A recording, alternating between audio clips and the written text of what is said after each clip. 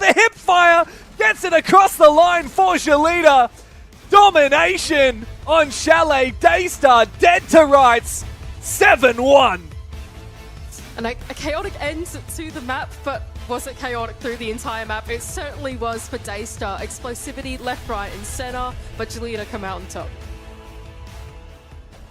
For it to end in a 1v1 felt fitting. A 7-1 scoreline did not explain the story of that matchup. The first 3 rounds were really solid from Daystar. Unfortunately, they only managed to snag one of them. Even the final round of the game could very well have been Daystar's. Could have been 4 rounds that they had in that match, and yet only one they managed to grab. What a game that was. A speed run. I hope the desk is ready, because you got to break it down.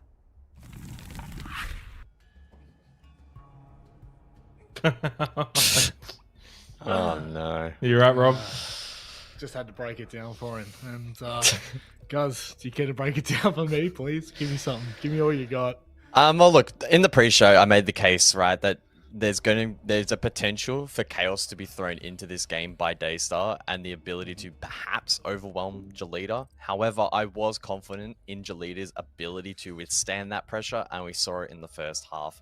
There was every opportunity in multiple of those rounds for Daystar to produce something, and they just continued to get shut down. Jolita were really, really good in playing into that, and then were not afraid to just bring it out on the match point round there, 6-1 up. Explosivity on towards the site. It got stalled out, and even still, when it comes down to an unfavorable 1 versus 1, Sapper, his position was known. He still wins that out. So at every single point of that game where Daystar just needed that extra 1%, to get a round over the line, to get a result over the line, to push it to a closer result. Unfortunately, they just couldn't do it. And Jolita, to their credit, again, withstood that pressure really well. And Xenox, that's probably the difference that we expected coming into this. Obviously not a 7-1 difference, but we did expect there to be a difference in those critical moments, in those opening engagements. And I mean, it's just been on display for all to see, unfortunately, for Daystar. Yeah, really disappointing. I think that's probably the best way to put it. I expected a little bit more from them. I probably wasn't coming into this saying that they have to win or win well or, you know, even get it to like a 7-5, at least a 7-3, 7-4. So a little bit disappointing from Daystar, especially being on a map that they've already played this stage against, I think, a pretty similar level team in Direwolves. So back to the drawing board for them. Clearly, as we kind of said in the pre-show discussion, at least from my perspective, that they're above South Asia, but they're probably below Southeast Asia, in that middle land. And so they're going to have nights like this where they're going to get taught a lesson, and then they're going to have other nights where they might catch someone off guard. You learn most from your losses. You know, that's I think the key takeaway for Daystar here. They have to be able to take what they've learned from their loss against Direwolves, and obviously Direwolves at the moment is probably on the back end of the conversation of the top tier Southeast Asian rosters at the moment. It doesn't mean that won't change, but it's the same thing as well when it comes down to, you know, the conversation around Jolita. You know, they came into tonight, guys, as favorites, and we needed a confident performance from them, because look, their start has been a little bit wavering, but tonight this may be the statement that we need for them moving forward. This needs to be that momentum driver. Yeah, for sure. Again, I don't know how much momentum they'll be able to gather just from this isolated BO1 against a team that's arguably probably going to be, you know, slotting in 5th, 6th, but it is still a confidence builder at that. I think they'll take from it what they can. Chalet is certainly now being banked as a map that they're confident on, and again, I suppose the overarching storyline was that they were able to withstand the pressure and the mind games that Daystar had to try and introduce in this game to get it across the line. So the fact they were able to do that, and in a very, very confident and convincing fashion, bodes well for them. And again, it doesn't change my perspective on them probably not finishing top 2, but certainly keeps that possibility alive. It keeps the conversation interesting, and I guess, you know, it opens things up a little bit more for the performances of the future for Jolita. We've obviously got a little bit to go off, but we've actually got an interview to go off. So let's welcome in Sapper for another time. This time, no rock references. Sapper, how are you, my friend? I'm fine. How about you guys? Yeah, Good, Sapper, Can you hear me? We're happy, mate. We just saw a 7-1 victory from Jolita, the expected favourites in this one. Of course we are. How did you feel like the team performed in today's match? Today we performed really well. Like, it's more than that I expect to be, like 7-1 against their team. But GG, by the way. Yeah, Sapper, I think the result was not one that we expected in terms of the scoreboard, winning in that fashion was quite dominant. How do you view Daystar? Where do you kind of rank them? In your eyes, are they below the other Southeast Asian teams but above South Asia? In my opinion, I think that compared to the other team in the league, so they will be below than like Elevate, Devil, or Bleed, and Fully, something like that. So it's okay, but we try hard every single game. In that last round, Sapper, you and the team went for a really crazy rush, and then you won the 1v1. How exciting was it to pull that off? I really excited, but I have to hold my breath, and then think a lot. Look, a good performance for you and the rest of the squad. Now, obviously, moving forward, it's the best of one system. The round robin, that's all good. But come playoffs, we're into best of threes. What are you doing to prepare for the finals? So best of three, there are so many like important things to prepare. Your physical, everything, your band, your food before the game start. So best of three is gonna be more tough. Yeah, it's gonna be more definitely. difficult for sure. Now, Sapper, you gave us a good sign off last time. Is there anything you'd like to say before we let you go? Today, nothing. I didn't prepare anything. Today, let's say thank you for all of you guys. Thank to the Delita fans and everything. So that's all. Perfect. Thank you very much, Sapper. Best of luck, and we'll speak to you next week. Thank you. Thanks, out. That's again. I mean, I don't really think that there's too much to it. I think that Jolita, as long as they continue to show this kind of dominance in the server, Xenox, we will get what we expect. But he did say something in the interview then that I've actually never thought of before. And that is your food preparation for a best of three. I've never thought of that before. You're fueling up for it could be 3-4 hours long. You just don't know. How many best of threes have you been playing in there, Rob? So I can't blame you.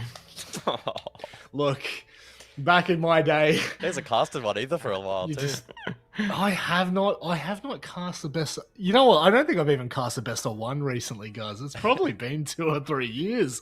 Oh my god, it actually has been. That really is a throwback. But we're talking about me way too much now. Our next matchup, obviously we expect Bleed to be winning this game, guys, but they go toe to toe with Direwolves. Do Direwolves have enough skin in the game to make this interesting? I mean, 2 big orgs, 2 big names. If you follow Asia, you know these 2 teams. So it does, set the stage for an exciting matchup. Unfortunately, Bleed are just so damn good. It's difficult to envision a world in which Direwolves are able to get it across the line. Yeah, it's a tough one. It is a tough one. But look, it's the Asia League, right? It's competitive. It's going to be tight. It's going to be close. Or it'll be an absolute stomp. That's the beauty, isn't it? That's the beauty. You just don't know. But one thing I do know is we're ready for a break. We'll see you on the other side for Direwolves when they take on Bleed.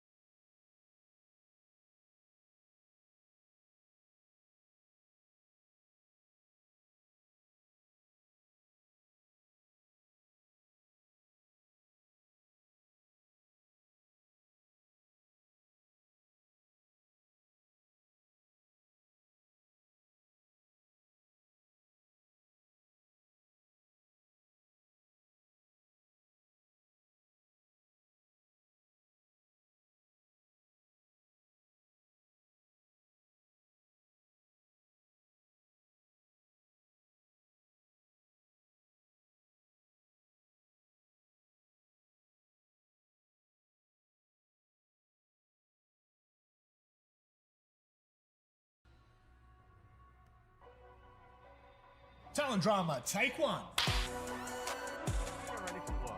Alright, this is a really tough call.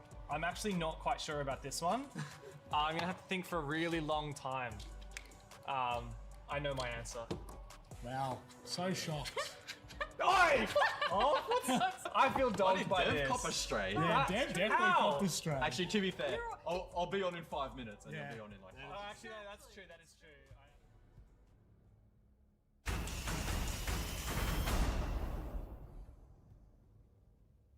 Well, a pretty devastating loss for Daystar, all things considered. Hello, Michael. Hello. How are you? I'm Are good. you waving to me or the viewers? I was waving to everybody. I hope everyone's having a beautiful night here. Play day 3 of Asia. He really doesn't. You should have heard the stuff he was saying about Twitch chat behind the closed doors. Unbelievable. Hey, I said, Unbelievable. copy my predictions, chat. 3 channel points. What happens? Game 1, I'm ready. 3 more to go. Game one. We're getting it done. Mate, only Giga Chads go ahead and predict Daystar in that game. I'll tell you what. But moving forward, it's the match that I think could potentially end in a very similar fashion if Bleed turn up in the server the way they always have. They go up against Direwolves, a roster that for us coming into Asia for stage 1, we're still sitting on the fence about. We feel like they could be a competitive team, but currently from what we've seen, they're still lacking a little bit, Xenox. Do we think that Direwolves will be able to change that tune by the end of tonight? Yeah, potentially. I mean, it's the Asia League in a nutshell. We said it in the pre-show discussion, right? That kind of 1 to 6 bracket is very difficult to predict. Argue maybe 1 to 5 now. No offense to Daystar, but that performance has changed my tune on them. But Direwolves, though, I mean, they did actually beat Daystar, and it was actually 7-4. So maybe that result doesn't look as good in hindsight. They also dropped 3 rounds to Scythetube Warriors, both those coming on Chalet. So there is a tendency to maybe head to that again, something to keep an eye on. Maybe an easy ban if that's something that Bleed don't want to even sort of entertain. I think this is a decent team without being a team that can go all the way. Is that the right way to say it? I think they're a good team, Rob, but I don't know that they're ever going to Manchester. Speak to me in OS terms. In those terms, I don't even know what Yeah. they wouldn't would. beat They Bliss. ain't. They certainly would not beat Bliss. I was hoping you'd go ahead and tell But me they're they an were okay Antic, team. You know, that could have been fun. That could have been fun. There's a lot of eyes on Uh, Joker right now as well. When you look at that EPS, 174. The man has come in and fragged out, so they're going to need him again tonight if they're going to have any chance against Bleed. Yeah, look, breakout debut performances. We've seen them few and far between. Sometimes they happen. Guys, this roster really does, like, it's got the makings of a team that could do the damage.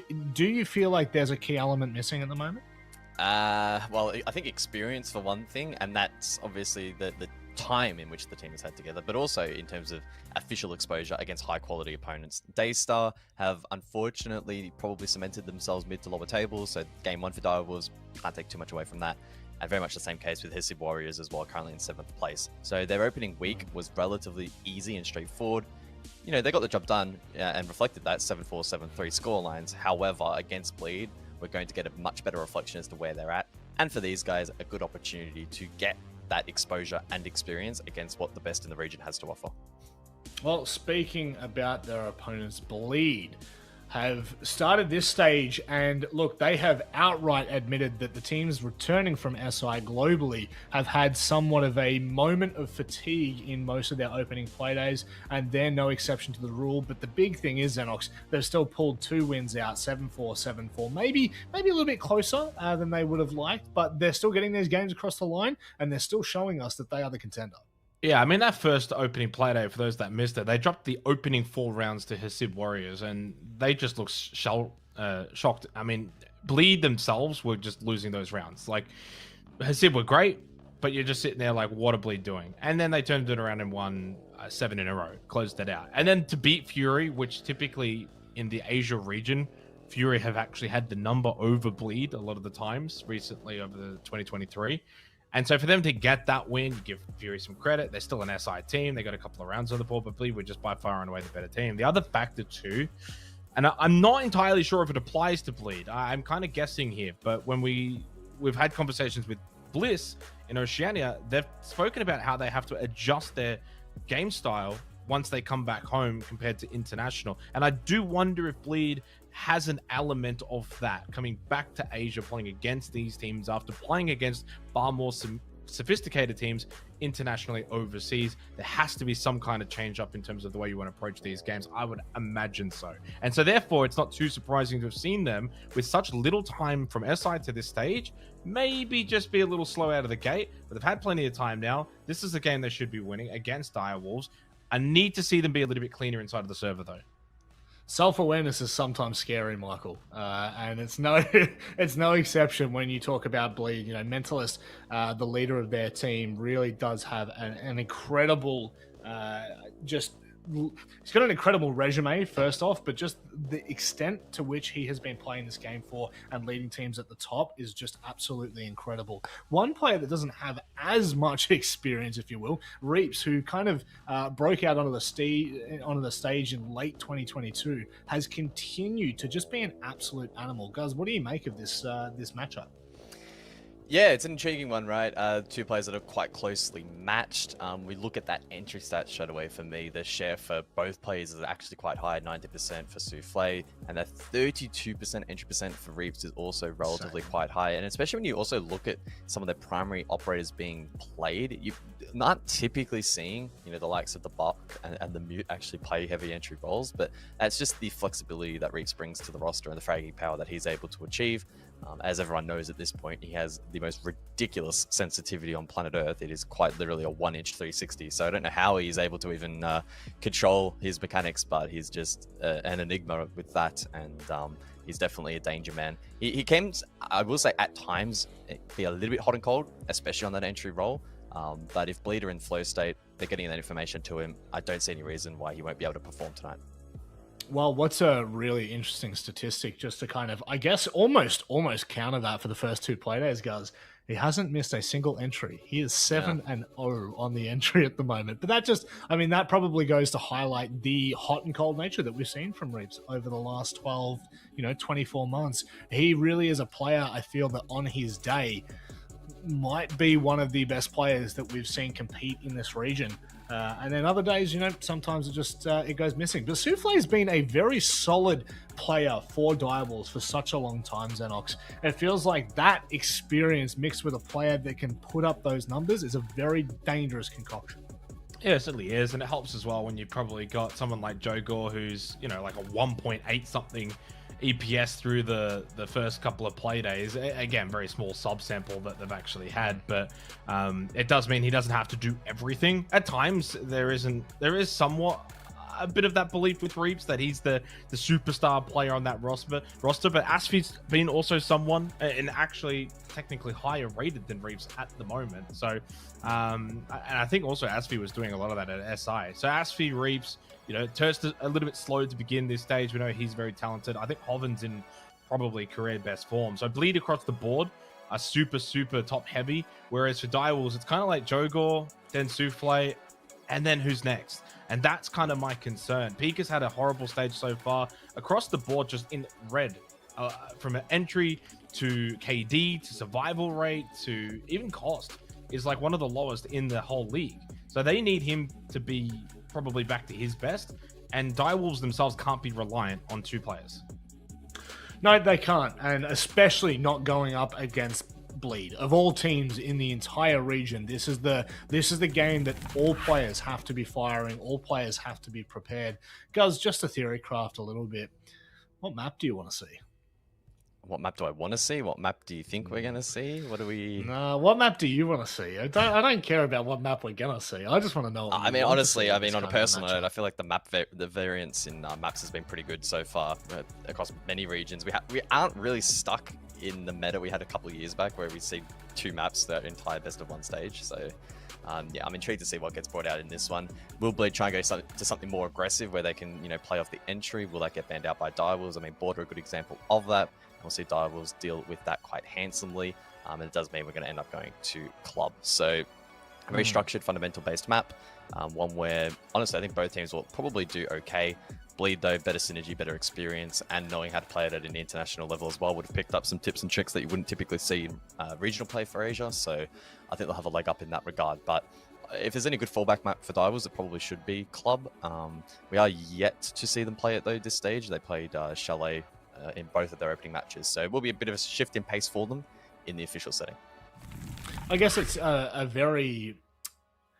it's an important thing to look at when you look at Bleed's performance and what they've brought back from their international performances and their appearances, you know, what they're going to be able to bring back and I guess adapt to the Asia League. As Enox was saying before, we see teams return domestically and things have to change for them. They can't continue to compete like they were over at SI or Atlanta, Copenhagen, wherever you may have been. I think Xenox has actually been to Sweden. And on that note, we're going to fly over to the Thailand. It's time to get underway with the clubhouse. He has.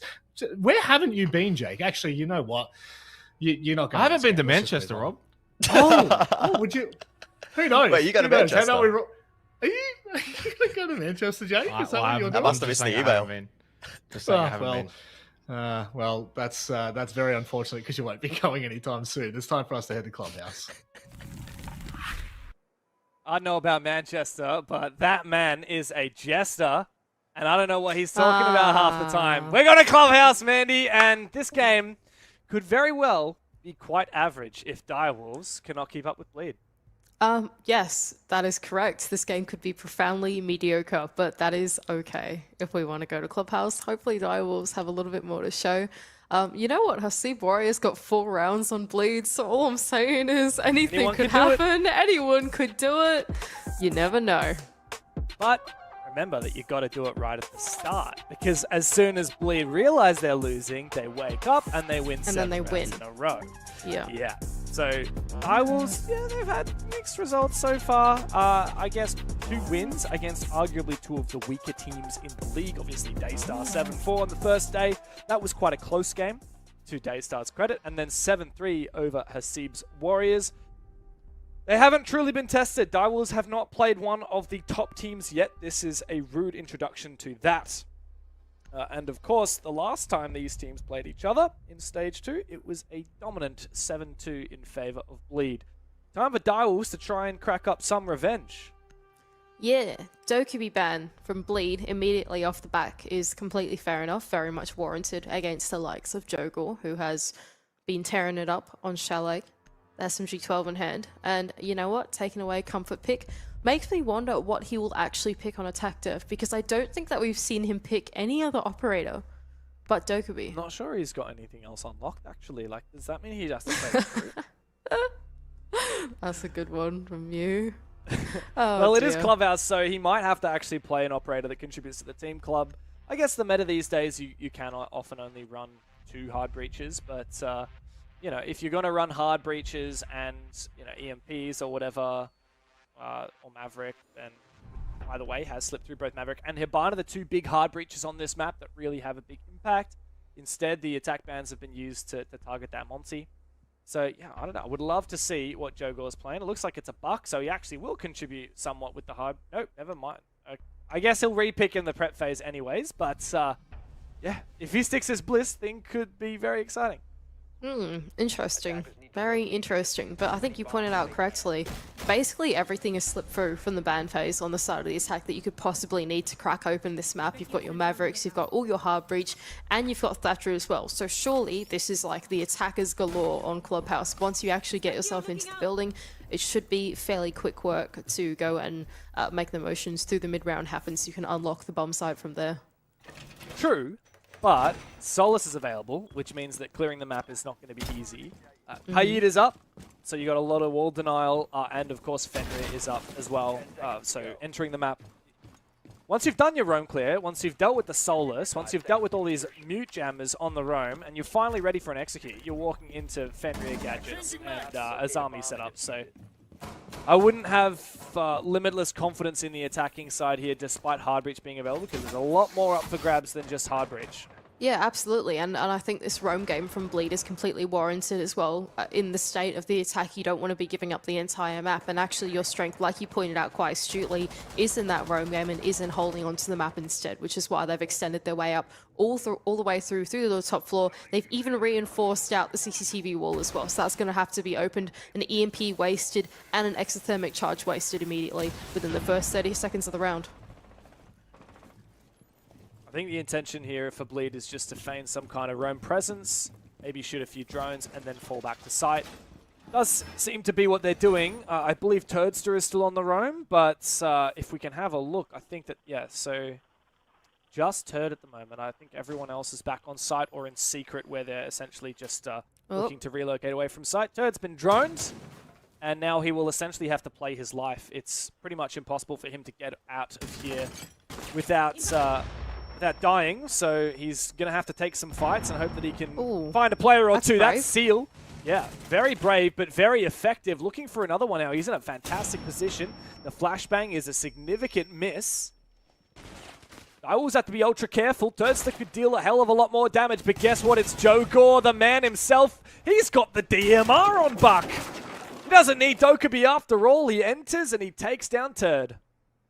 That was a curious one there for Turd from me. I thought that first impact to get his way out of Bathroom was pretty good, but then after that he used the second impact, which did net him a kill, but it meant that he couldn't then open up the hatch and then make an escape plan, right? So essentially being stuck on the top floor. His Asvi still holding on to Secret, is able to collect... actually, no, he wasn't actually able to find anyone, just trying to look to refrag his teammate Reeps, who had gone down as well early on in the rounds. Man advantage now for Direwolves as they make their way into the basement, but the time is ticking away. Yeah, I think that this was an overcommitment on that roam in secret. That really should have just been to shoot drones and fall back, but instead Reeps overpeaked and lost his life. No refrag was available. Nice impacts being used just to try and deal damage to these roamers. Well, not roamers, rather, vertical players. Hoven does have a lot of Kiba barriers in pocket 3, in fact, so in the very late round, you could actually completely lock up the site. Right, 30 seconds left to go, and I think you've put it quite well here. Bleed should have the upper hand as the flashbangs do sail on through. The power positions are still aplenty for Mentalist. Oh no! Yeah, and Mentalist goes down. Felarx has found one. Asfi retaking blue. He's found a big pick. Can he deny the plan? Massive from Asfi. 1v2 for poor Souffle. Might be able to find the angle. Sees him for a brief moment. A bit of an overpeak there from Hoven, but it doesn't matter because he finds the kill regardless. Good start from Bleed. A player down and still managed to fend off that execute.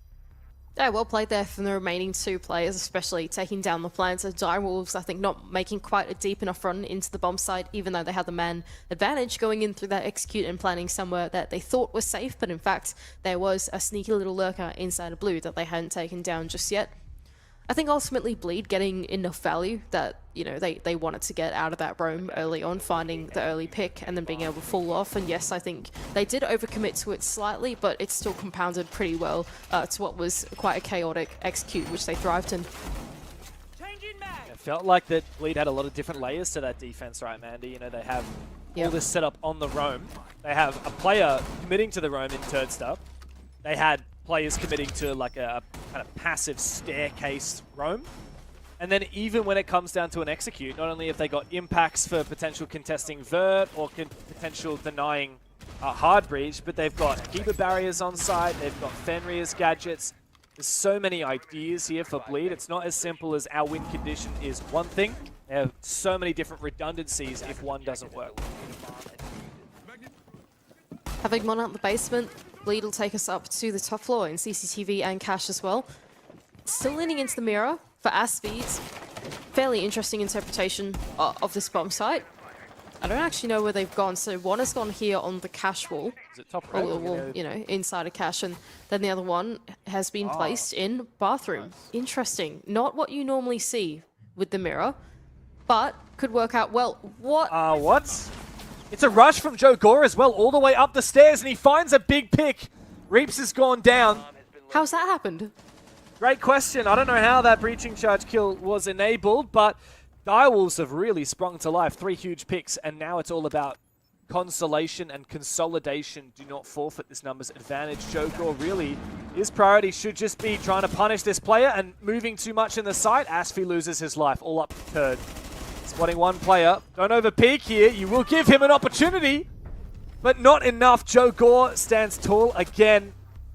Huge couple of picks there, and Direwolves completely blitz open the site. Wow. Yeah, so the bomb site was actually gym and bedroom. I got that completely wrong, by the way. I thought it was Cash. I thought it was Cash. Because I heard you say Cash, I thought it was Cash. I said Cash. Oh, it was totally not Cash. They were just doing setup over there instead. Oh, God. Wow. How did someone die to a breach charge on the jacuzzi wall, of all things? Like, I can only imagine. Wall? Yeah, I can only imagine. Maybe someone was reinforcing it late or something like that.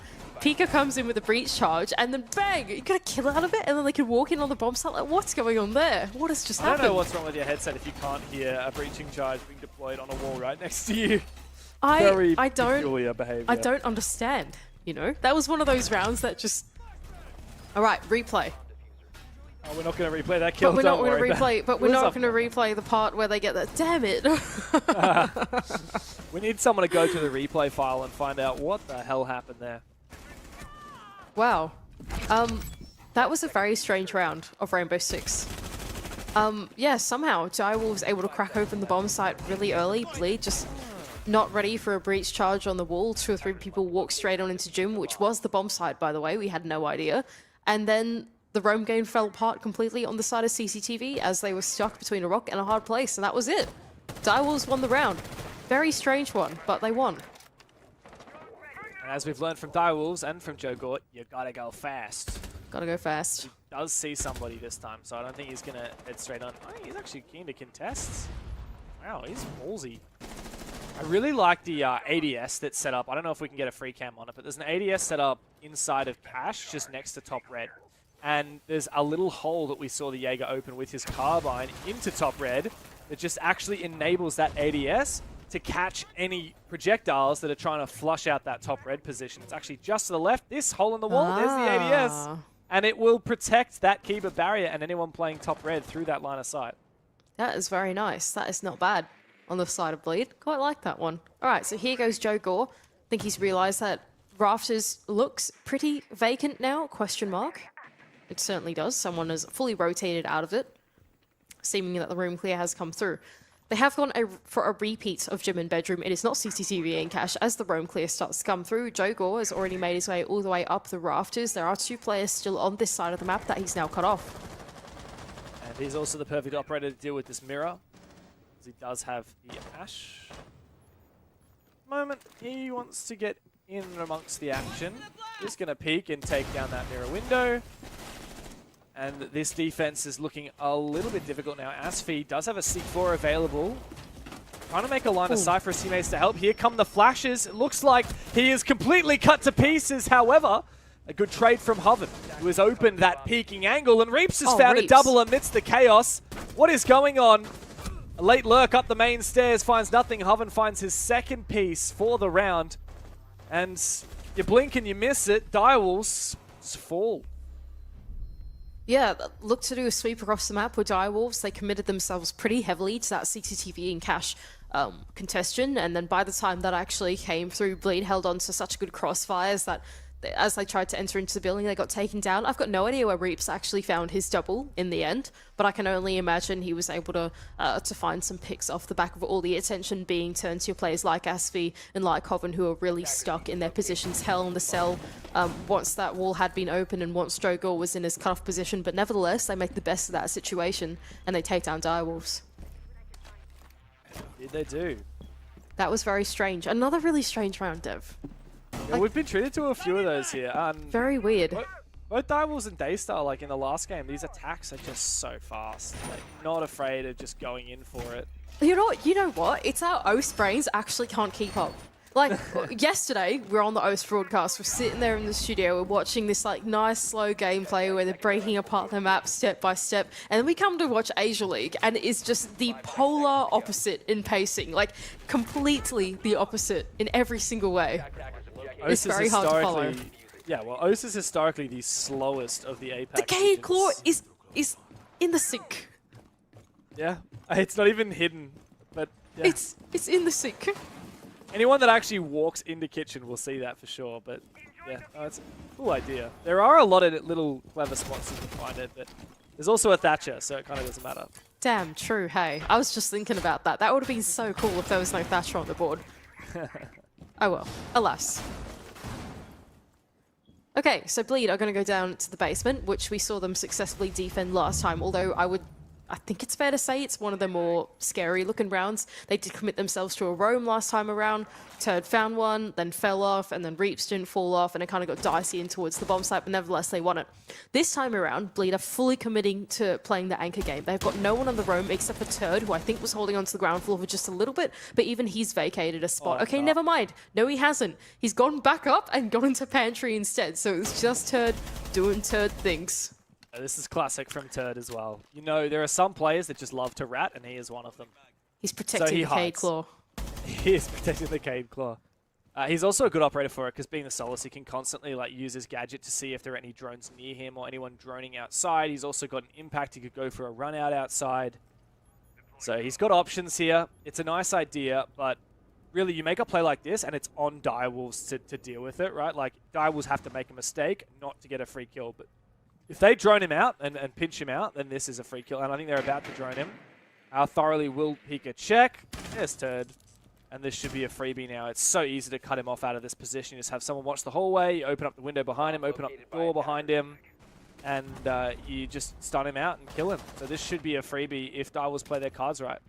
You've got to be careful though. There is a pre-placed C4 inside of the hallway, so if they want to try and pinch him out from inside the hallway and through this door inside of Pantry, they'll need to be careful making their way on through. Great three-way pinch though from Direwolves, sealed to collect the kill onto Turd all the way out from the kitchen window, does at least select that pick or secure that pick down. But the time is ticking away. There's only 50 seconds left for them to go. Oh, the Cade Claw worked! The Cade Claw worked! What? He's trying to get rid of it, no? Oh no, he didn't. He actually shot it. Damn it. Because I saw him do the Hibana charges on the side, and so I thought he didn't realize that the Cade Claw was there. But no, it's okay. It has been shot out. But nevertheless, there isn't really enough time here for Direwolves to actually make something work. Even when the kitchen hatch is open, there's only 20 seconds left in the round. No one is really postured for a proper execute here. The diffuser is by Moto. What is going on for Direwolves? Not much. I can tell you that. Direwolves have to have an explosive execute. Asfi taking a lot of damage, but he does find one kill traded on back again. Numbers are even, but Direwolves have to keep up the pace. Diffuser not down. Mental is caught in the corner, but it doesn't matter because time is their best friend, and the diffuser was cold on the ground. A solid attempt from Direwolves there, but just far too slow. Another 10 seconds, and they could have won that round, but Bleed simply bled the clock. Yeah, honestly, I know that Turd died on early, but I feel like he sunk quite a little bit of time there. True. I had a nice line for it that you would get excited about the Cade Claw, so I didn't get to say, but I was going to say I had no idea that Direwolves were such good rat hunters. Ah, that's good from you. That's not bad. I mean, yes. I mean, actually, more cats kind of get used for hunting some rats more than dogs, but oh well. I was going for something there. Alas, I liked what you were going for. It works. I don't know. I thought Direwolves did alright though. I think, in consideration of how much of the map that they'd been given up, they took a lot of time. Actually, sorry, I said they did well though. They didn't do very well though. In consideration of how much the map had been given up, there was a lot of free real estate. And even though there was so much that top floor given up to them, all the ground floor except for Pantry, they still took the full over 2 minutes to actually clear out the top 2 floors. Last time around, even when there was a roam presence, they looked a bit more active on it, right? So that time, I think maybe taking too much caution into it afforded Bleed a lot of comfortability on the bomb side with very little time for the execute to come through. Even though the kitchen hatch did get opened, they then looked like they were postured for a Moto and triple wall, but there was a mirror on that, and it all kind of just fell apart. They didn't look like they were on the same page in the late round. Yep, I would agree with you. Direwolves have some strengths, but yeah, time management was not one there in that round. Now, a mirror has been placed on the CCTV wall. As believe it or not, Mandy, we actually are seeing CCTV. That I can confirm this is not gym and bedroom. It's locked. Excellent for another news. This is CCTV. Interesting. Wow, a smoke grenade actually used to block the mirror window.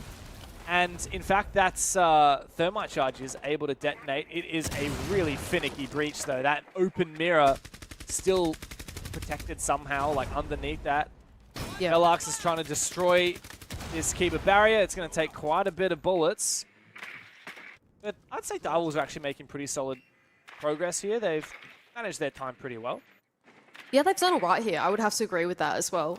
Velox, having done the exothermic charge upside down, does mean that it doesn't quite get the destruction on the lower half, so that the lower half of the exothermic charge is more has more destruction than the top half. And so if Felix had done it the other way around, I think it would have destroyed more of the mirror, as I understand the way that the physics works. But nevertheless, that wall has been opened, and the main thing is the pressure is now there. So if there's a player out in the balcony later on the round, they can then go and use that long line of sight to then cut the bomb site in half, right? So here goes Jogor in his peak through Con, although there is a mirror on the other side of that as well. They don't really have a lot to actually drill into this mirror unless Joe can actually land his final Ash Breach charge, but that's like a pretty dangerous angle to be peeking from his position. What's more, there is a 1 mile on the board, so possible that that single Ash charge could get shot. No, so a flash goes out to make sure that it doesn't, and the Ash charge does go out. However, still, the wall has not able to be breached as of yet. As the mirror is open, there are quite a few angles that Joe has to worry about. Felarx, no hard breach remaining. Pika still has one Selma. Oh, Joe's just going in, but he's been red and he does go down. Now the execute must come through from Direwolves with a player down, a second player now taken out. Asfi taking a bit more damage there from the Capital's fire. A seal gets him down on the ground, but it's not enough for the round to go their way as of yet. Pika finding one below does bring this back into the realm of possibility. However, player at the top of his stairs is going to be difficult to take down, and Mentalist finds him a 3k for the mirror at the top of red, leaving just Souffle all alone on this very scuffed breach, and Mentalist secures the quad kill in the round. Bleed starting to build up this momentum on defense. 4 rounds to Direwolves as 1. Yeah, very great round there from Bleed. They played the discipline, even though there was so much of that zoning utility that was coming out towards the execute phase. The Capital Fire going down, for example, the flashbangs being sailed on in. They held their ground. They played the crossfires. They knew that the breach on the CCTV was a bit hey, how you going? It was a bit dangerous, and so they just held on to the positions in blind spots from those cutoff angles and made sure that the push couldn't come in through Con. And by the time that Direwolves tried to make that entry work, they were walking into about 3 or 4 guns staring straight down the barrel at them. So well played there from Bleed, not getting over aggressive, playing the discipline game and holding on to the power positions to win it out. A lot of solid defenses from Bleed here, Mandy. I think that basement defense that they won on time is probably the one that stands out to me as being particularly decisive and impactful. It wouldn't have taken much for Direwolves to win that round and be one step closer to being even here. And of course, even is no longer achievable for Direwolves on their attack half, and so they really must push for this next round. You don't want to be looking at a 5-1 going into the second half. We saw how that worked out for Daystar in our first match of the day, and Direwolves really need to do a little bit better than that. Bleed are a very strong force, and on their attack, it is very much the same story. So when they flip into that second half, Direwolves need every round of their own attack they can get. Here's Turd looking for a potential either spawn peek out onto the exterior of the building, run out, potentially. Maybe he's anticipating someone to try and enter in through kitchen or something like that to try and get this run out on. But how is he going to know? He's got to be waiting for a call from someone on site that like the thermite is going for a breach on the jacuzzi wall. I can see someone repelling at the moment on the jacuzzi wall through the outlines. And yeah, so someone's repelling and another one's repelling. Turn could be good for 2 here. Is Pika able to get an angle? Like, Pika is looking towards him, but I don't know if you can actually get a deep enough angle from that position with the ace. I don't know if they know. Is watching it. Okay, Turd is going for it in just a moment. He hears the EMP. Calls come out from his teammate. Pika, oh, he survives! Turd can't land enough bullets. He can't land the critical headshot. And so the jig is up. His position is revealed. And now Jogor looks to try and hunt him down. I don't know if that's been relayed yet, Dev. Joe is actually going to head straight up the red stairs, but he could get flanked from Secret here if he's not paying enough attention.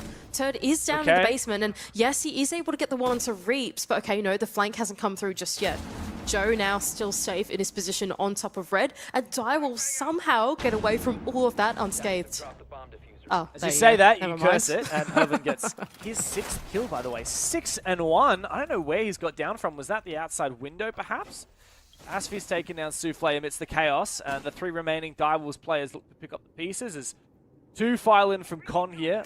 Jogor is a very dangerous player, and he's still alive, got that R4C. Asfi as well in a position where he could be vulnerable once this Keeper barrier has been destroyed. Oh, this is the angle from Pika.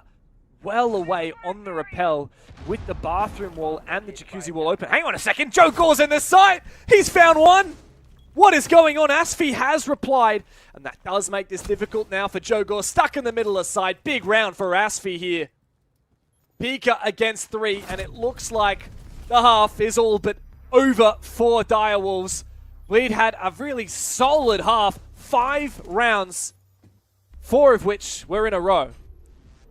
Yeah, things just really fell apart there for Direwolves on the attack. They got the wall open, they put the pressure out, they got the pick on the bomb side. But then once the flip came around and they actually tried to take the control over from Cash side, they just end up dying in their engagements, trying to come through in a pretty linear way on very little time. Yes, Joe managed to inject himself into the bomb side, but he was stood between 3 players. As soon as he got 1 pick, there was 2 more there to meet him straight away. So I think ultimately, yeah, once again, Bleed just holding on to some strong positions in the bomb side, not getting too over-aggressive, just waiting for Direwolves to tick away on the time through the round. And I think ultimately every single attack kind of went that way, Dev. Direwolves just spending a really long time through the mid-round meant that by the time it actually hit the execute, they never really had anything solid.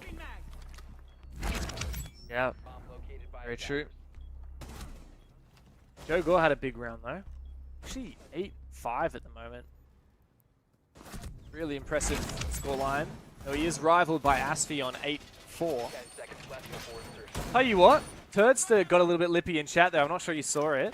He said good half at the end of it, which of course it is a thing that people say in good sport, but I'm telling you right now, Turd was not saying it in good sport. No, definitely not, mate. He was very happy about the Absolutely 5-1. He wanted to wag his finger in their face. And there's a little bit of drama between Turd and some of the Direwolves players. I won't go into it, but if you want to follow Turd on Twitter or have a look at it, and you can enjoy a little bit of I guess, discover your own adventure story. I won't spoil the surprise. Hello, goodbye. Oh, my. Reaps has been struggling today. The high sense god himself, head taken clean off by the young gunner of Joe. I think Gus said it pretty well on desk. Reaps can be a bit hot and cold with the way that he plays, and this game is a bit more of a cold game, I suppose, if you want to say it that way for him. Not doing nearly as well as his teammates, but it's pretty hard to do when you've got Asfi, who's like 8-4, you've got Hobbin that's 6-1. Where are all the kills going? It's only been 6 rounds, you can only get so many. Here's Turd on the top floor, looking for a pick all the way down into the main stairs. Now that's Souffle inside a bar, who will potentially use that as his fall-off route a few moments later. The drone's going to sail out just to confirm whether there's anyone actually in the ground floor. Don't think Souffle's been droned out yet. Like, quite an ambitious round for him, to be honest. I think he just heard. Who was that? Around the corner. What is going on? Okay, Souffle is taken down, but not before he was able to kill, I believe that was Hoven, who was placing that hard breach charge down on the hatch. Fortunately, the hard breach charge was able to detonate anyway, so Souffle's impact is somewhat lessened. However, a 1-for-1 trade when you're up in the numbers is always going to favor you. So Direwolves still very much in the advantage, despite Turd trading him out. The rat roaming as his army now. I see. This is how it's going to go. Anyway, here goes Mentalist with the Ossa at hand, who is going to use the shield to claim control at bottom main stairs. Now, he is wary that some bad things might be headed his way if there's someone with a C4 ripped on the other side, so he's going to be super cautious in this position, make sure that he doesn't get taken out early on.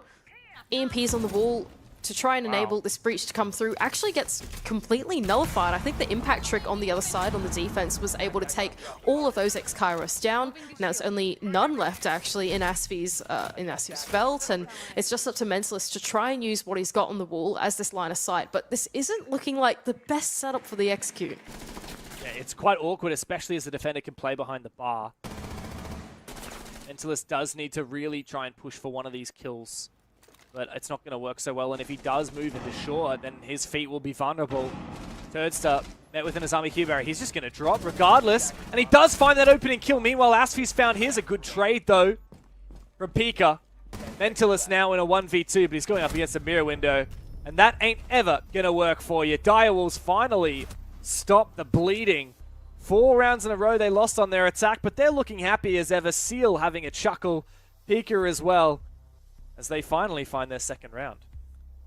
I mean, yeah, that was a pretty curious one for me there as well for Bleed. They managed to get in through the mid round, and somehow the Rat defender inside the middle of far, they gets misdroned, finds a pick onto the player opening the hatch, and then from there going in a numbers disadvantage and trying to convert something down in the basement is never an easy task. Even sometimes when you have the man advantage, going into a basement execute can already be a pretty tough ask for the attack, right? So I think they ultimately Bleed probably not having the numbers, and then losing out on the mini game on the triple wall as well with the impact trick to come through meant that Mentalist couldn't really use that Ossa shield to full fruition, and really nothing added up there in that attack for Bleed, and Direwolves were able to come out on top. Yeah, but the question is, can they find more than one? Can they continue the momentum? Defense is going to be a lot more comfortable on Clubhouse, especially when we see early numbers advantages. And both teams have realistically been pushing for those. We saw a lot of aggression from Turdster on Leeds defense. We saw that early pick onto Reaps from Joe Gore last round in secret. So Bleed, I think, need to be careful not to succeed early numbers advantages, because they actually do have a real strength of problem solving, Bleed. And they're quite good at time management, and they have the gun skill to make those executes work very well. So I want them to get to those late rounds in a 5v5 or a 4v4.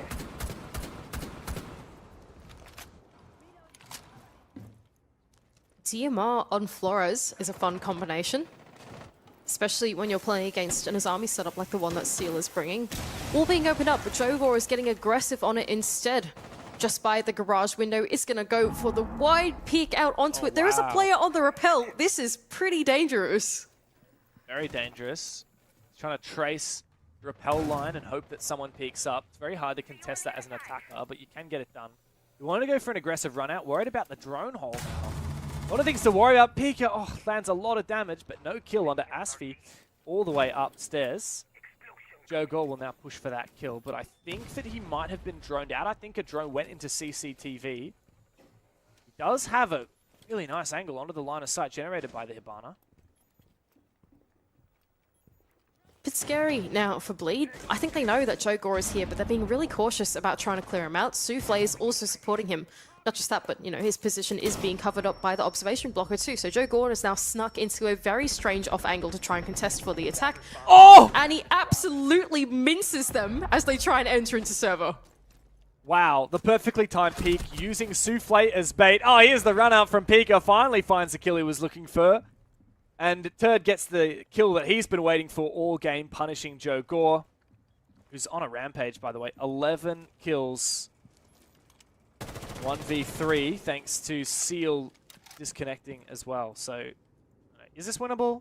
Maybe not. You never know. It is Turd. He's on Ash. I don't think so, Dev. I feel like this one is not the most winnable of all 1v3s, but you never know. Could be cooking some magic here. He jumps in, and there is absolutely nothing to it. Souffle takes him down, and what a crazy round it was from Souffle and Joe Gore over on the other side of the map, right? Playing in tandem with each other to take everyone down as they went in through the map sweep from inside a server. They got absolutely minced in the crossfire. Yeah, the Joe Gore effect. Really, really nice. Tech for Direwolves as they try and get Seal back into the game. Yeah, I mean, obviously Joe Gore played that really well. I think his patience is to be praised, because there were a lot of opportunities where he was looking for something aggressive there, Mandy, and then decided better of it. You know, he wanted to run out on the guy that was playing at the garage door, and then he saw the rappel line. He wanted to peek the rappel line, and then he decided to chill out a little bit. He rotated back in, and then he actually used Souffle as bait. And once Souffle had his kill, the rest of Bleed looked to try and refrag it, and that was Joe Gore's time to shine. I like the way he was playing it as well. I think, just to double back on your point, I think the off positioning, the way that he was able to sort of just like wiggle around the attack, right? Like, yes, the drone came through and then he would reposition, and he had repositioned to just the most random spot inside of server or inside of cache or something like that. And yeah, it was this spot in particular, just this like tiny blind spot where the flashbang didn't sink into him because they actually sent it into cache when he was inside of server, that I really felt like put the nail in the coffin for that attack. Seal is back. Be back. CCTV cash room. Mentalist is ready to rock. Here's Direwolves. They've just found 2 in a row on their defense, and they do look quite chipper, Mandy. I am wondering whether it's possible for them to to actually mount a realistic comeback here. I feel like it is. I think if Bleed don't give them enough respect in the way that they're playing these defenses, then they absolutely can. I think that last round was a perfect example of that, if you ask me, Dev. They are not doing their due diligence with their droning, not being careful enough. When you've got such an elusive player like Joe Gore, you are going to get punished for it, and that's where the rounds will start to slip away. Reaps, man, you know they've been running Solus. Don't forfeit your drone like that, man. Oh. So frustrating. I mean, Reaps has been pretty quiet in the server, and it would be nice for him to have drones. And the only bit of info that he gleaned there is that, oh, they actually do definitely have a Solus. Yep, okay. Well, like they've been running it every round anyway. Oh dear. Well, here we go. The bomb site is CCTV and Cash for Direwolves as they look to mount yet another defense on the board to try and, well, at least get a little bit closer on this scoreline. Bleed make their way in. I really like the pick from the Capital from Hoven. I feel like it can do some pretty magical things on this bomb site, whether it's to assist with getting the wall open, prevent that bandit trick from coming through, or whether it's to enable the execute later on. I feel like it's one of those opportunity-making operators that are really great on this bomb site. Here goes Joe Gore on his usual MO, going for an early peek out of one of these barricades, but decides to think the better of it and will fall off.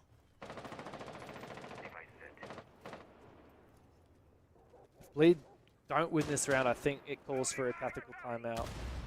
5-1 was the scoreline. Can't afford to lose many more rounds. We need match point as soon as possible for Bleed. This juggle, though, from Felarx is proving to be a bit of a threat.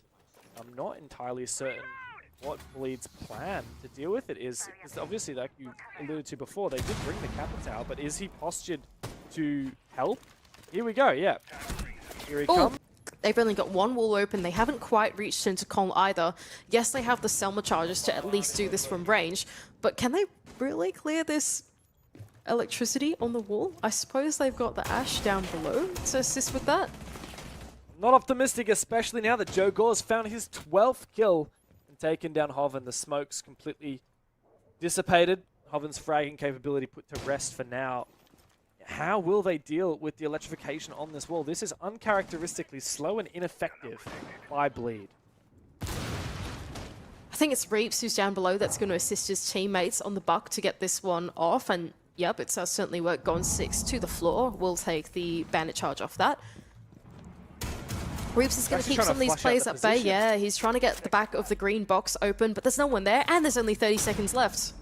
He's got the timing on Souffle as well. Oh, no, he doesn't. The goo mine distracts him. Turns to outside the breach, completely obliterated. Asfi, hopeless. Mental is caught in the goo mine as well. Far too little and far too late for Bleed. Direwolves have just mounted a comeback. 3 rounds of defense in a row. This is a very strange game of Clubhouse, Jeff. But you know what? Stiff Minnesota Clubhouse, Direwolves are pulling these rounds through, playing a great defense there, holding onto the wall for as long as they could. Bleed spent a long time loitering their way around the map and not really getting that much done, but on the other side, if you look at it from Direwolves' perspective, they're just playing the disciplined game, waiting for Bleed to go through the motions of the mid-rounds, take their time to do it, and then right at the end, they're holding onto the bomb site, which is pretty well fortified when you've got your combinations of like your mirrors, your Azamis, stuff to prevent them from getting their way on in. It's all just going so well on the side of defense. Yeah, it really has, Manny, because we've only had 1 attack round 1 this entire game, 9 rounds thus far, and it's been a long time since that happened. 7 rounds of defense in a row, 4 for Bleed, now 3 for Direwolves. Thank goodness that Bleed have taken their tactical timeout. They really need match point, and they need it now. They don't have many more opportunities to lock this game away with the full 3 points, which realistically they need. We've talked about this a lot. There is a real battle for the top 2 seeds. Now, Bleed fortunately did secure all 3 points against Fury, but they're yet to play Elevate. They're playing Direwolves now, they're yet to play Jolita. There are a lot of teams that could steal points away from Bleed and potentially push them out of those top 2 spots moving into playoffs. And so they need all 3 here now against Direwolves, otherwise things may indeed look a bit dire. Oh, it's not bad for View like that one. And I think taking that tactical timeout the time that they did is a good time for them to recompose as well. In my view, Dev, I don't know how much you agree with this, but I don't really feel like Direwolves have done anything that special to be winning out these rounds. They're just playing some solid defense. It's good fundamental Siege. Maybe with the exception of some like weird rat roams and like stuff like that, right? But outside of that, it's been pretty normal here in this server. I think Bleed just don't look like they're being as efficient as we would normally see them be. And I think taking that tactical timeout to go and recompose, make sure that they can get themselves back together, get back on the same page as a team is really important. I would 100% agree with you, Mandy. Direwolves have had a bit of aggro from Joe Gore, and he's been hitting his shots tonight. As we say that, he's prepping for a spawn peek here as well. He's actually going to go for the full jump out. Surely not. Surely this doesn't work. Does he have the timing down pat? Does he have info? The Osa still in spawn. Mentalist. They clearly know where he is. He contests for a brief moment, but then backs off and then recontests again. Joe is not easily scared off. He almost times it onto the Osa as well. He hears that it is indeed, and Osa sees the shield for a brief moment. Going to impact and destroy that shield and get away before didn't get it his back. hatch has been destroyed. I actually thought that Mentalist was going to go to pick that one back up again over there on the window, and then, yeah, he didn't get back. Wow, interesting. Reinforcing off the blue rotate. Has he locked his teammate in? Oh no, it's because I've got the mirror set up down there, right? So even once they get inside a blue, it's basically a kill box for the attack. As soon as they get in there, they can't then make their way, they can't then path their way on into the bomb site because they're just facing this mirror setup from Felux, right? So he's gone and reinforced this off and prevented that from happening, which, honestly, fair enough. I can get by that. This is a very solid hold of blue without playing inside of blue. However, now that the Moto hatch has been opened, things get a little bit more dire. More difficult. There is a castle barricade on the door from Moto into short, and that does restrict movement for attackers that drop down and might make it easier for the defenders to contest them, especially while blue is completely solid. However, much earlier, Asfi found the opening pick in Dirt Tunnel onto Pika, and that does make things a little bit scary for Direwolves as they are playing a player down. Bleed probably look to shape up for an execute here onto the kitchen hatch, and they are really set well for that, especially if Reeps can deal a little bit more damage than that to Seal. He spotted his foot for another moment. Clearly didn't realize it. We saw it, but that's easy to say when you've got the outlines on. 45 seconds as Bleed start to set up for an execute. This is quick work from Bleed. Mentalist as well has got the Osa shield out in play, and they look very much postured for a kitchen hatch drop here. Hoven's going to enable that as well. The Capital bolts will go off and Reeps to cover. Mentalist, oh, he is covered just for now, but immediately a shot on the long angle from Seal does finish him off. Reeps has found two, turns to Jewel on the vertical angle. Joe is on just a sliver of HP. The impact goes out. Reeps has found three on the round. He turns up when he's needed. And now Jogor has to deny this plant, but two players are hunting him. As Hoven forces down the diffuser, Turd puts Joe in the dirt once more. He'll be firing up about that one. And Bleed finally, on the back of their tactical timeout, have claimed match point. Solid round there for Bleed. I think you pointed out exactly that. Tactical timeout was a great opportunity for them to recompose. And I feel like that translated so well into the server that round. They did things so quick through the map. Early round was done really quickly. They dealt with Jogor looking for that spawn peak in a really cautious way with the Osa shield. And then from there on out, it was just bang, bang, bang. All the motions of the mid round were done. All the hatches were open. Vertical played with the Ram. All of that process was so expedited that they had so much time when it actually came to the execute to make it work. And yes, it was scrappy. Yes, they threw bodies at it. But because they'd left themselves enough time and enough wiggle room, they were able to land it. Exactly. Yeah, I do think the MVP for that round was Reeps. Funnily enough, you know, we've been ragging on him a little bit today. He hasn't had the best results on average, but he really did his job on the Ram that round, and he found the two kills that they needed to try and force down that execute and enable that push to happen. So Direwolves now staring down match point for the first time. It took Bleed a little while to get there. 3 rounds in a row on defense from Direwolves, and now they need to string together 2 more to steal some points away from the big dogs of Bleed. You pointed that out well as well. Look, Reeps, he's a strange lad, but I've got a lot of respect for what he can do in this server as well, especially now that he's come to this roster of Bleed Esports, and I think he's really taken on being able to play a lot of the vertical operators, right? Like your Bucks, your Rams, anything that you need to tear up the floor. It does require like fairly good map knowledge, you know, prior to that. Yeah. And knowing where to go, being cautious of C4s, there's definitely a bit of finesse to it, and being someone that is so mechanically gifted, but still willing to get on such an important role, like, I've got a lot of respect for that. It's a testament to his versatility, and as we say that, he is taken down, unfortunate timing. Testament to his versatility, because he's, previously he was like the star player of Direwolves, believe it or not. He is playing against his former team right now. And going onto a roster with players like Asfi and Turd, and even Hoven to some degree, like, you're never going to have like a monopoly on that star player role. And so you will have to flex onto more utility and task-centric operators, and he does a good job of that a lot of the time. Mentalist on the blitz goes in deep through dirt, runs straight past those Fenriers, and Hoven, fortunately, has punished Joe Gore, the big fragger. Mentalist does not want to overpeak here, does not want to overextend and start taking damage, as Direwolves have to readjust their defense to deal with this blitz in dirt. Mentalist is looking like he's having a think about falling off this position instead. What it has done is that it has recalled all of the Direwolves players back into the bomb side. So yes, they've put a dent in the roam game in sort of like a backwards way by then going and hitting the bomb site, faking the bomb site, getting everyone to come back down to the basement, and that means that the rest of the map is clear. So now they can go and pivot their attention inside of this ground floor. They can start playing the vertical game that they want to, and then start to posture for an execute with a minute left to go. So they've effectively done like a backwards roam clear, if you know what I mean, right? They've just pulled the reaction from Direwolves to come back. Very clever to bait all those players back to site. In fact, they've somehow baited them completely out of armory. That will allow Mentalist to force himself inside. Direwolves may have to retake. Wow, the fire from Hoven cooks Souffle to a crisp, and he is taken down. Hoven now trying to cover with sound. Turdster finds his pick onto Felarx. Pika and Seal must step up now. Pika finds his first. Hoven is on good cover. Seal finds Asfi. Maybe it is possible. Just maybe there's a chance here as Mentalist slinks his way back. The retake has come through upstairs. Seal on the hatch. Hoven looking to cover the drop. This is not an angle that Seal wants to contest, especially not against a gun like that. He needs his teammate Pika to come and support. Hoven getting harassed. Mentalist still the shield, still in blue. No, he's actually gone back towards the site, and he's found nothing so far. It's a 2v1. He's got the injure. He's got the kill. Turdster's got it. GG, easy. Bleed. It took him a while to put the nail in the coffin, but they got the deal done. Direwolves have been taken down. Bleed continue their flawless run in Asia League.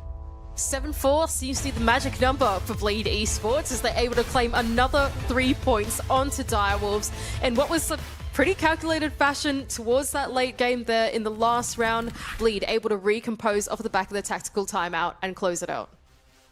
Yeah, as you said, it was all about that tactical timeout. Things weren't looking so hot. Direwolves had 3 rounds straight of defense, and I noticed that Rob put something in the chat. It was like, clubhouse defense, am I right? Well, apparently, Turdster and the boys know what to do when it comes to that tactical timeout. They fired up, and they took it 7-4. Rob, what do you think of that game? Yeah, the reference is definitely the Flossie meme, hitting that defense on Clubhouse Doobie Diff. But 2 basement defenses in a row failed from Direwolves side, Guz. That's actually what closes this game out. I don't know. I saw it, but as Xenox masterfully says, I just don't know if I believed it. Yeah, I mean, the funny thing is, right, the final 2 rounds, we saw the Osa then the Blitz, and they were key parts of that attacking structure for Bleed. Oddly enough, Direwolves actually did a pretty good job in, dealing with the Osa and killing Mentalist in the first attempt. And it was then other players, making plays and unraveling the defense. Similar story in the second round where they avoided the blitz, but unfortunately others then stepped up. So Direwolves were just that couple of percentage points short in this matchup. I think defensively, they were the sound for the most part. Unfortunately, Basement let them down.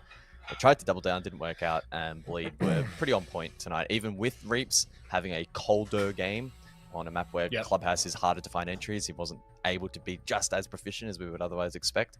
The rest of the team still played quite well, and ultimately Bleed with the better team.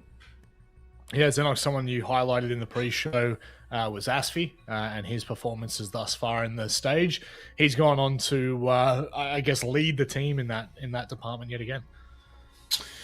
Yeah, I guess so. I mean, an interesting game. Probably the kind of game I wasn't really anticipating. First half went... have I done a James Dev minus Stewart? I have done a James Dev minus Stewart.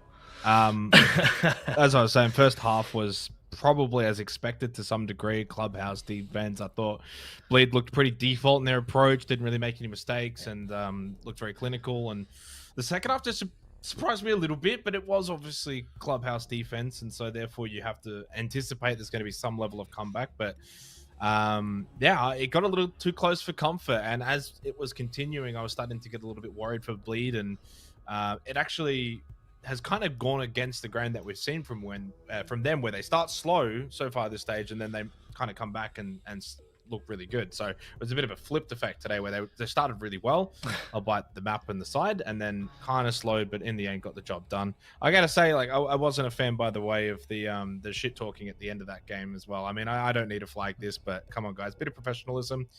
That's all I'm going to say about it, and leave it at that. So those guys are good guys. I'm talking about Bleed, but just be a bit more professional.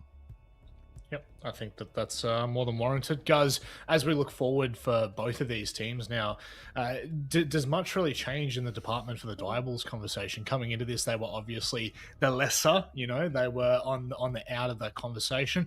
Does anything change? Were you seeing things in that game that makes you believe that Diables might have a better push than originally anticipated? I don't think it changes the discussion all that much. It sort of knocks them down a peg, I think, to reality. Diables, again, they had a relatively straightforward fixture to kick things off with Daystar and then his Warriors. They should have been winning those games. Ultimately, they did. Losing to Bleed then mars their record a little bit. More so because we only have the one major slot in the league. So at some point in time, you are more than likely going to probably have to beat Bleed. Now, in a best-of-3 format, perhaps they'll be a little bit better suited for that. However, their adaptability throughout this match probably puts that into question a little bit. Things like doubling down on basement and struggling to deal with those big win conditions that Bleed presented. So I think for Diables, it's an okay game, but nothing more than that. And they'll have to be far better, especially in that playoff bracket, if they're to re-enter a discussion for Manchester. For sure. Well, it is time to talk to Julio, I believe, actually, from Bleed, the lead, the head coach, or so we hope.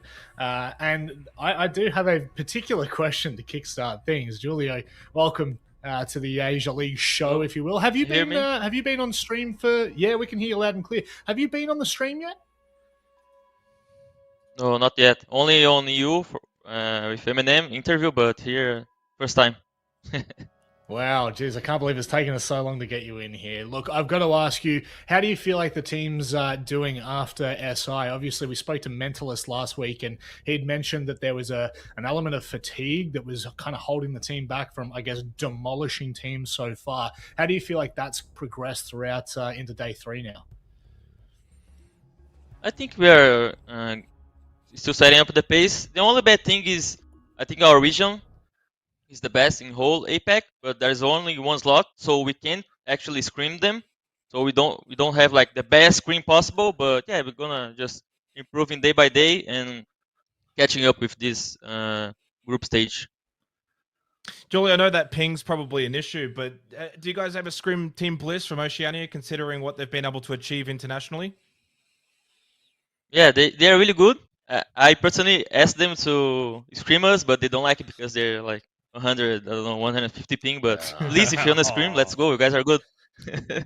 You sucks, Bliss. I'm calling out Bliss now. You're a bunch of sucks. Guys, what's your question, man? I'm interested actually to ask, how much do you as a coach and the team inside of the server have to change the way you play? Obviously at an SI or a major, the meta is very different here to Asia. Do you find that you have to consciously change the way you approach the game a lot? I think it's fine. I think we already know how to play against every type of gameplay. If they like play really aggro, if they play like for fallback, like all types of play on attack and defense. So we just figure out how they are trying to play the map and then just play according to that. Now, Julio, it seems we've asked every question but the game, so I'm just going to keep in that trend. We're not even going to worry about the game because it was an expected win and you've got that across the line. What's the number one thing that you focus on with this team in this region? Because obviously there's a big discussion here as to how teams play internationally, domestically. But what is your main focus to get this team across the line? I think the main point in APAC in general is just the screens day by day, for everyone to try harder, because the best improvement you can get as a team is just try hard every day, and do your maximum. It's just improving till you don't see, but eventually gonna get better. And that's it, like in Brazil, they are always in game houses because they play on São Paulo, they play on land. So Yeah.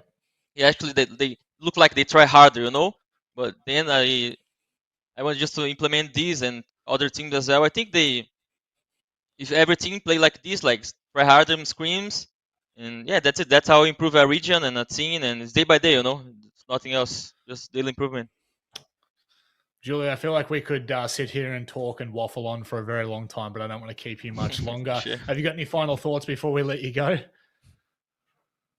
Yeah, thank you everyone cheering for us, and yeah, I hope we go to playoffs and then you go to Manchester, but it's still a long way. We have really good teams, especially Elevate, Gelida, Fury is gonna be like a war, But whoever goes to Manchester, I hope represents our region well, so we get the second spot back. Let's go. Well, Xenox was just saying in my ear, he can't wait to see you at Manchester. So best of luck for the rest of the stage, mate. Thank you. Hope to see you there. That's a good. That's right. joke. Jake I won't like be there. You guys might Was visit Jake. he saying that to you, Rob? I think he was saying that to you. No, I think he was saying it to both of you. You've He's done a more major worried right. about you boys. I generally only come in for the big slots. Right, the big ones, yeah. That's they only get me in for the big ones, mate. That's all it it is is. infuriating though that this region only has the one slot, and it's boggles my mind absolutely. My hope is though that with the fact that we are down to just one slot for Asia, that it very much increases that competition. You would think the response to that would be these teams wanting to scrim more and more and more and wanting to get better and better as quickly as possible to gain that slot. So right now, though, so far, Bleed getting the job done. Clearly, I think that they are treating this stage very seriously. You could go back to say like last year's format system. They didn't really have to give like 110% every single night, every single play day. The way the format worked, it was like, didn't really matter. There was 2 slots, et cetera, et cetera. And really, if you go all the way back to stage 1 and that kick in the bum that they got after losing to Fury, then stage 2, I thought they played really professional and they always looked like they were guaranteed to get a slot. This year, they can play as professional as they like. They ain't guaranteed anything. There's only one slot, one chance. You have to be perfect the whole way through. I think they can do that. For me, they're the absolute outright favorite. Across the board, top to bottom, they're a team that's completely stacked. So it's just about maintaining that mentality throughout the entire stage, which is not easy. And best of luck to them. Yeah, 100%. I think that this is the time where, the margin for error has decreased so much in this region that it's made it even more competitive. And it makes it great for us because we get to watch great games every single week. But it really is. It's going to be a really, really harsh playoffs. That's all I can say. But we are going to go to a break now. I'm going to preface this. Usually, I like to try and get my throws out of the way nice and quickly. We are currently in the middle of a maintenance. That is correct. So we will be going for quite an extended break. Now, when we come back, we will actually be watching the third match of the day. We will not be watching on stream. I need to make sure I preface this as loud as I can. We're watching Fury and Elevate when we come back, but Hasib and Knock Knock will be playing off stream. So we'll try to keep you updated on what's going on there as best we can. But this is going to be a long one. So I guess grab yourself a cup of tea, kick back on the couch, watch the timer tick down. We'll be back.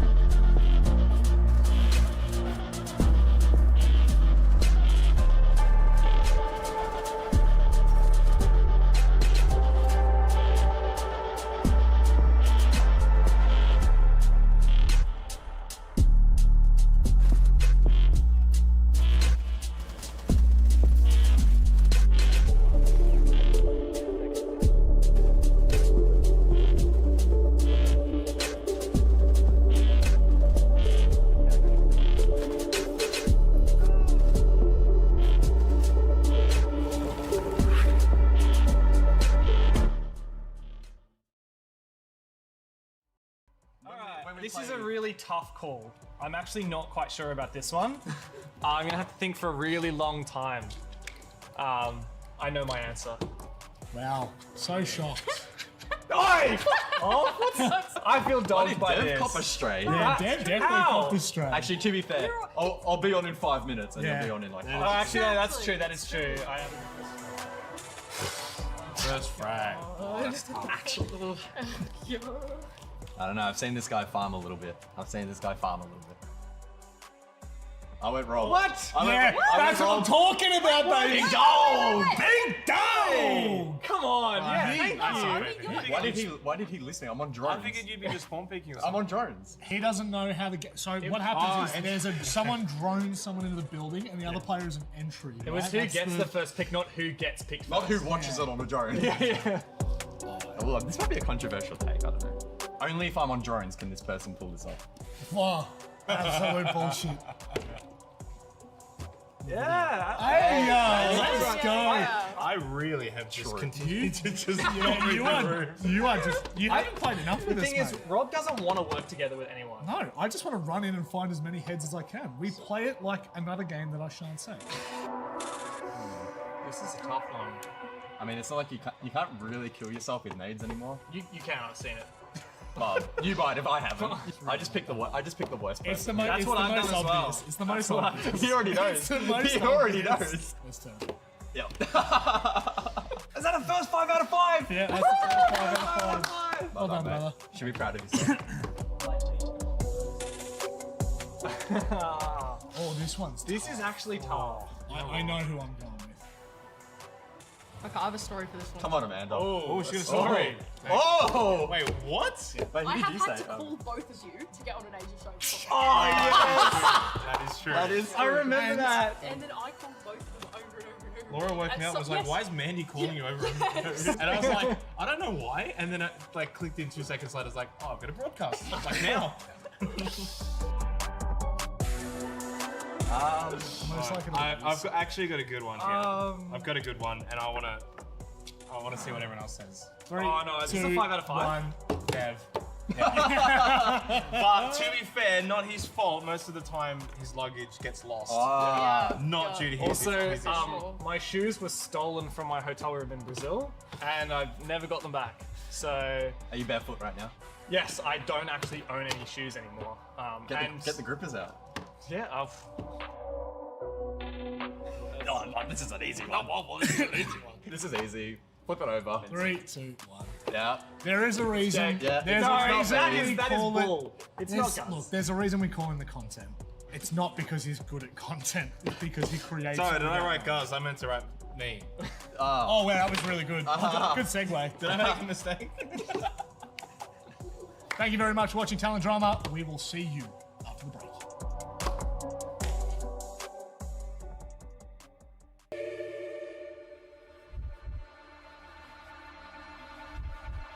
This is the SEIGE Invitational 2024. Vamos para San Barullo!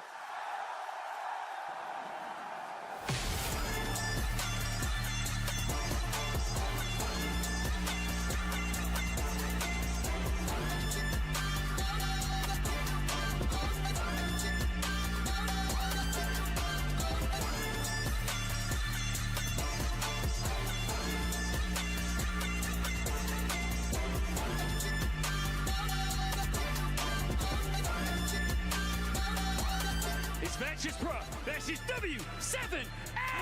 To tail can be told. They continue to push, they continue to seek, and they charge into the finals of SEIGE Invitational 2024.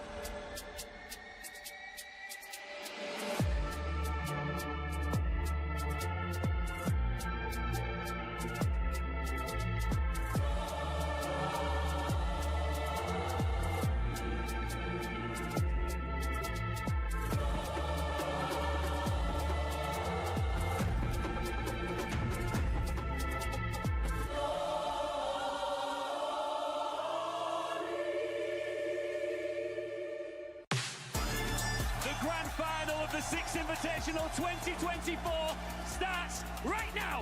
This Clan, W7M, vamos fazer barulho!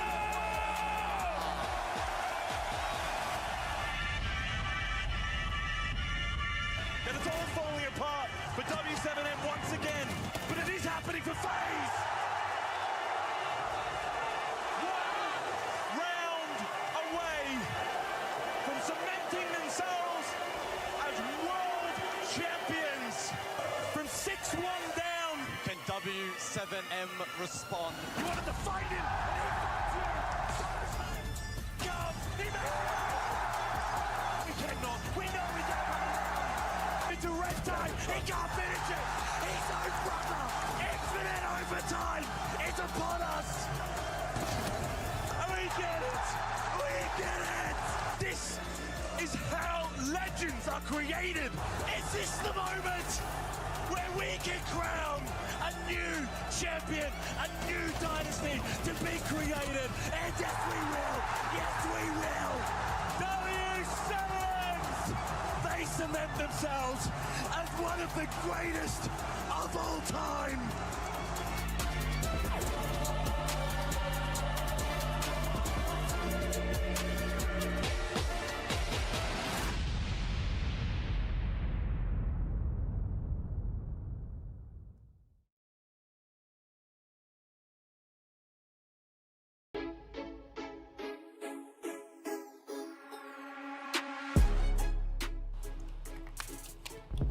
Well, it's a 1 in 3 chance. Thanks. Is that how this works? Is it? I thought there was. Yeah, one of us should at least get it right. I have no idea. This is just a guess, because I actually don't know. I did not play any of the Rainbow Six games outside of All right. Ready? Siege. Someone's got it right. 3, 2, 1. Who got it right? Yay! It's not a question I'm answering. Shit. I played a bit of Maestro recently, but I feel like I'm getting this wrong. How could you get this wrong? I have no idea. This is such an easy question. Ready? 3, 2, 1. Oh, I did Did you 80. say 85? Did you say it's 80? Perfect. Well, actually, there's 80 in the magazine. It's and 81. 1 in the chamber. Yeah. That's what threw me off. Yeah, 1 in the chamber. Can't forget about the Is 1 that why in you the typed chamber. in 81? I did 85. 85. Yeah, interesting. But not 86, Which not was actually 81. also wrong. Could you imagine 180? You don't even need to give me the multiple choice, man. I know this one. Yeah. How do you not know this? You guys should be doing not know this stuff. one? What Do you not know this one? No. 3, Some of 2, us respect 1. the law. Really? Could you explain why he's the youngest? Because he was born after the rest.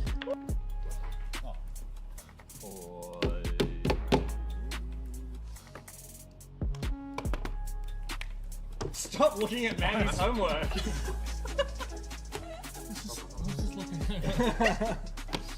Ready? 3, 3, 2, 2, 1. Electrical. Or E, as we call it. Because there is technically a bomb site immediately adjacent. Oh, I know this one. I have no idea. Done! Of course it's bad days. Easy. I saw Rob's answer.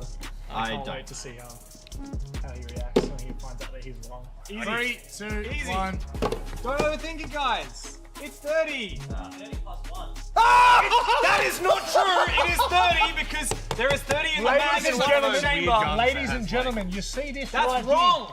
It here? is 30 wrong. plus 1. What's 30 plus 1? We are being trolled by Mr. I'm going to dox him right now in the content. See, you guys are rookie if you don't know this. I actually have no idea. Ready? Wait. You want to cheat my homework? There you go. Ready? 3, 2, 1. 5. It's 4. 5. Yeah! Don't ever cheat off roll. Yeah, okay. If you get this wrong, I'm just going with logic here. I don't Yes. know. I don't actually. No. Logic, he's Have not it- an operator, he's a player. there is one operator that has something really long and shiny. What? Oh, jeez. Ready? 3, 2, 1.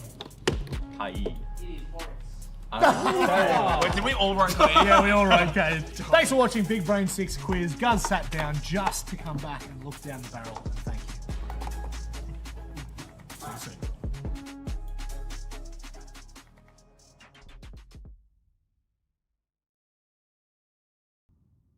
Paolo! You have waited 5 long years for SEIGE to come back to Brazil. Now,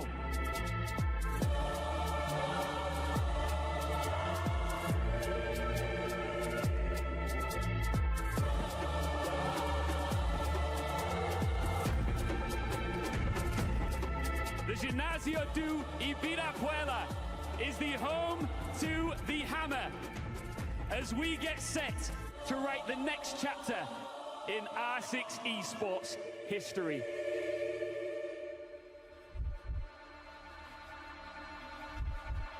This is the SEIGE Invitational 2024. Vamos para San Barullo!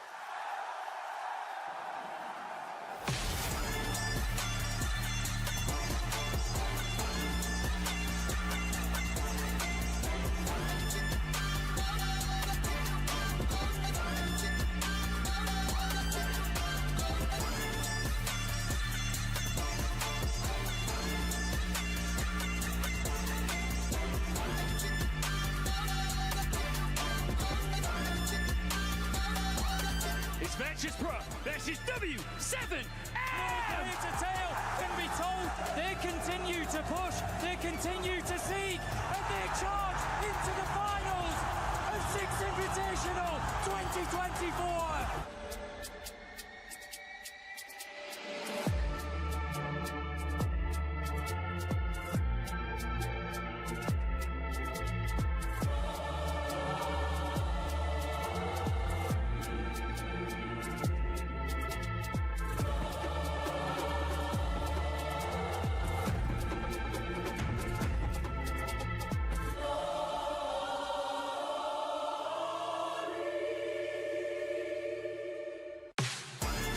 The grand final of the SEIGE Invitational 2024 starts right now.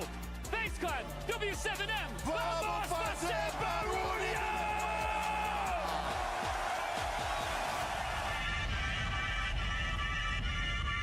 And it's all falling apart for W7M once again, but it is happening for FaZe! One round away from cementing themselves as world champions from 6-1 down. Can W7M respond? You wanted to find him, and he finds you. He makes it. He cannot. We know he can. Into red time. He can't be.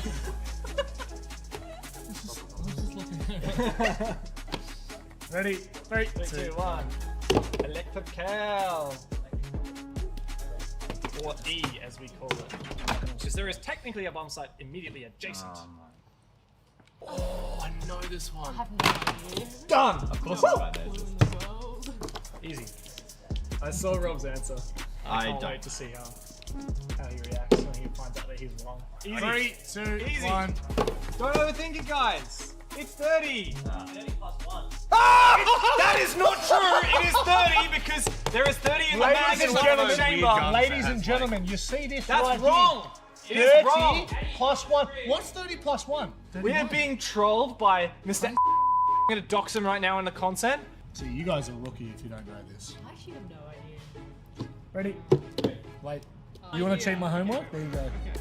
Ready? 3, 2, 1. 5. 4. 5. Yeah! Don't ever cheat off wrong. Yeah, okay. If you get this wrong, I'm just going with logic here. I don't Yes. know. I don't actually. No. Logic, he's Have not it- operator, he's a player. there is one operator that has something really long and shiny. What? Oh jeez. Ready? 3, 2, 1. Kai. Oh. Wait, did we all run Kai? Yeah, we all rotated. Thanks for watching Big Brain 6 quiz. Gus sat down just to come back and look down the barrel. And thank you. See you soon.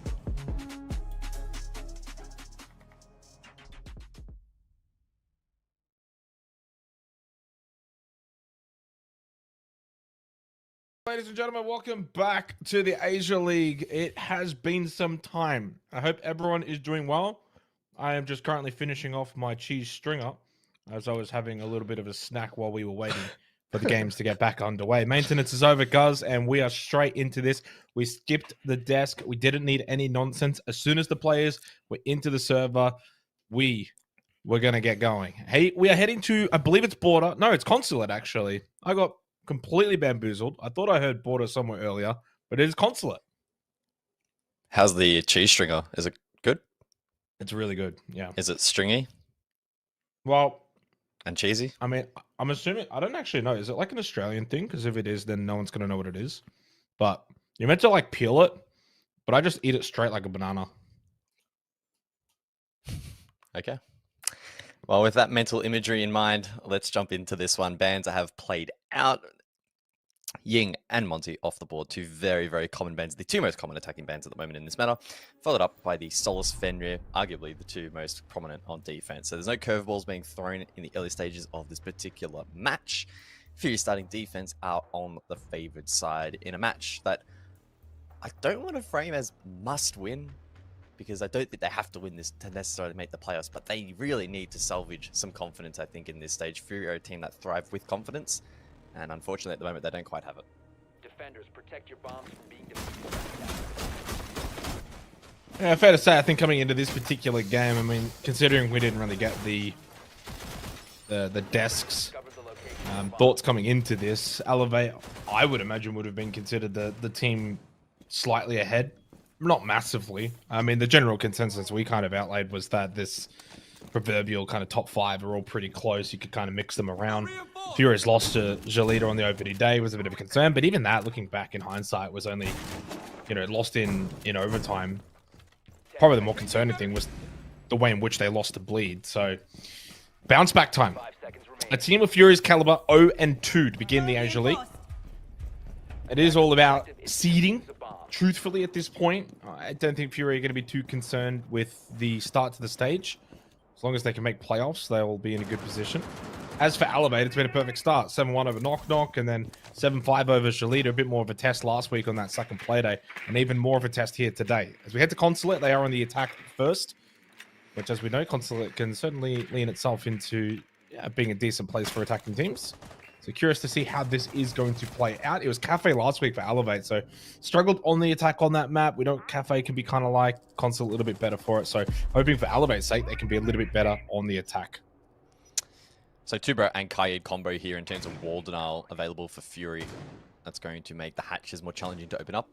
Main wall as well. So we see the Mav then in response. 2 minutes on the clock, some ground taken, and Speakeasy has a read over towards Dungeon. Bit of awkward timing. I9 had an opportunity to swing, but not the information to do so. And so he'll hold the line. Call to come out, Logic Bomb. Crit J's position known, but he wins both fights. Denies the trade. I9 gives away his life for free, though, and an opportunity back into the round for Elevate. Ooh. It just suddenly picks up the pace. I mean, Constellate certainly can do that. EE1D, the final one from Anhai Cal. Very low crit J over towards yellow. And very low. Has a couple of impacts. Still the Nitrocell for BG, man. I think this probably favors Elevate right now, considering they're able to get some good map control. They get rid of the Azami, who can generate those keeper barriers throughout the rounds. They do lose the Dockerbee, but one Logic Bomb was already used. And, well, no, EE1Ds. Dustbing, in terms of finding these defenders now, will be relying entirely on these drones. Jay is going to get spotted over towards Yellow Stairs. So he has been droned out. Alex to push forward into the corridor. Watching the angles down. Elevate, very much aware of his position.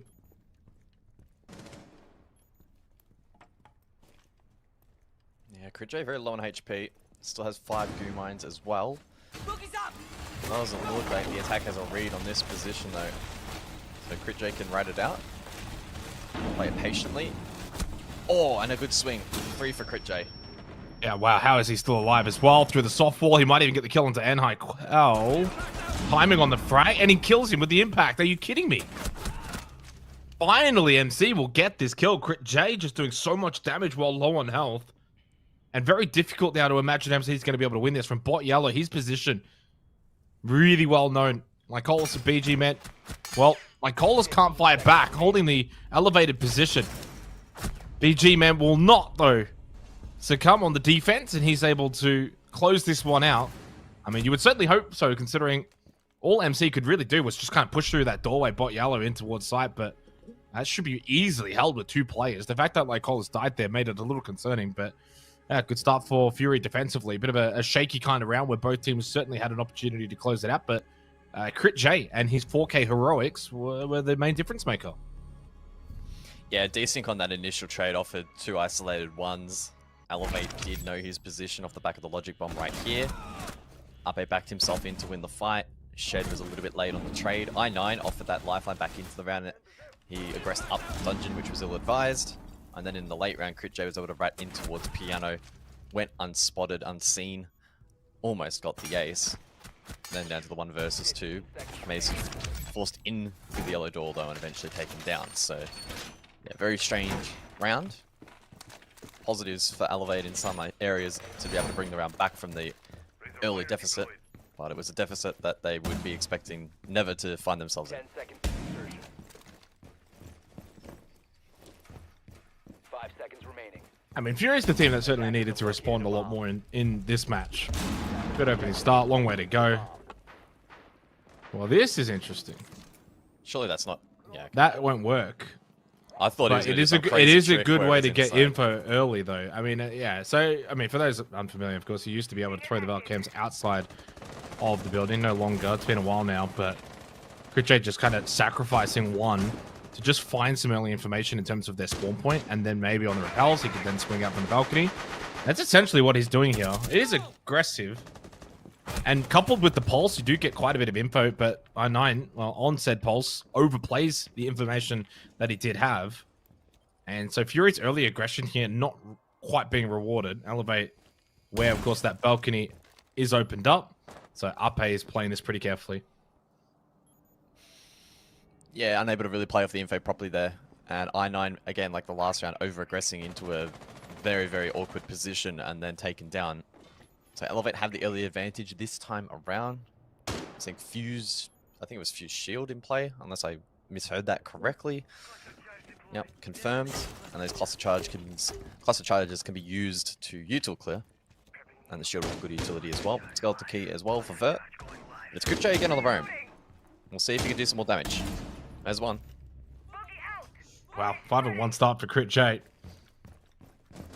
Single-handedly putting Fury in a really solid position here on Consulate defense early on. He's certainly the kind of player that is capable. Slow start to the campaign for him. 0.85 rating. A minus on the KD. Very low stats across the board for a player of his caliber. It's very surprising. Yeah, probably wouldn't imagine it would stay that way. And already off to a good start in this match. And playing aggressive positions, even just at the balcony beginning of that round. 60 seconds left.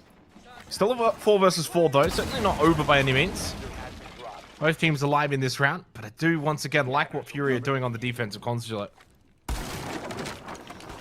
Yeah, good groundwork done here from Elevate. In terms of execute operators, it's going to be perhaps a little bit more challenging. Flashbangs available though for Speak Easy. Lycolas will play a key role up above in holding this site. 35 seconds on the clock. Defense can look to vert from down below, so BG Man will hold that. We'll see if Elevate try to exploit some of the weaknesses that are presented. BG Man, though, through said vert, is able to find a pick and give Fury the lead. Only 20 seconds remaining in this round. Fury with the lead as well, so certainly not many opportunities remaining now for Elevate. Someone has to stand up and do something quite big. Crit J on the lurk once again. Good swing on the intel. And High Cal very low. Speak Easy will lose his life. Crit J just is an absolute menace inside of the server. It is, though, Darker BG Man that get the final kills of this round. And a really solid start from Fury. Elevate, a little shaky here on the attack so far, considering it is Consulate. A little disappointing from them. Being very slow, stagnant. Fury moving around the map very well so far here on Consulate. They look in control, the way that they're playing these positions. Elevate is struggling to really get opening picks, get inside of the map, you know, without losing players. It's been a very strong start from Fury, like what I'm saying. Yeah, Elevate made a very conscious decision in that round to begin work in admin and then meeting with the vert without securing complete top floor control. And that's fine in theory, but if you allow a player to do that, you're falling short somewhere. You have a gridlock for that dedicated flank watch. You have players that can fill that role in holding the flank if you don't want to completely clear top floor. 5 seconds remaining. If you're not going to do that and take shortcuts, Critjay's already proven in the first round that he is going to take advantage of that. So Elevate need to tighten up through that mid round.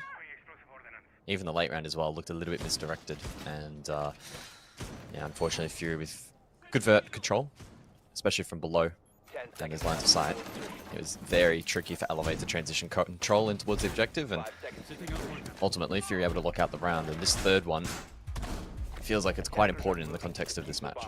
Yeah, I agree. You don't want to let Fury get on a roll. You can kind of stop that momentum beforehand. And I think also, yeah, kind of going outside of this one particular game right now, the general consensus is these two teams should be pretty close. So you really don't want that consensus to change all that much. If you do kind of get beaten by Fury pretty comfortably. Elevate, it's not as if they've played only the South Asian teams. Yeah, they played Knock Knock day one, but beat a Jalita that won comfortably today, that beat this Fury roster too. MC take it very low. Again, it's Fury that are kind of seeking the contact, as I usually like to say, and it's always a good sign of a team that's not fearful.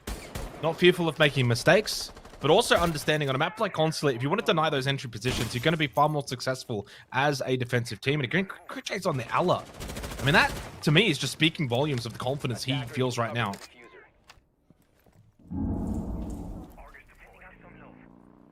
So the buck again in play here from Elevate, and it looks like it will be some lurk potential here for the attack. Horizontal pressure as well can be applied through the soft wall in the lobby. BG Man will contest that, and there'll be front door control as well. So they'll be looking to lock down this position, probably open the hard wall in towards site, assuming that it is reinforced. Secondary hard breach available on Speakeasy. Encroaching in towards this position though, challenging for the attack, depending on how BG Man wants to play it.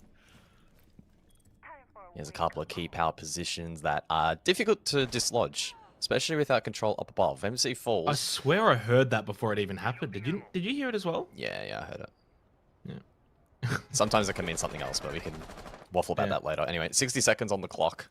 Unfortunate for Elevate, but they now need to fight from behind. Yeah, and very quickly, just to make sure it's pretty known, no rehost, no pause on this round due to the time remaining in the round. And should argue that DC has got nothing to do with the fact that Dark just had a double kill. Nice little entry from Shed into CO, gets a kill, headshot immediately onto Dark, good trade.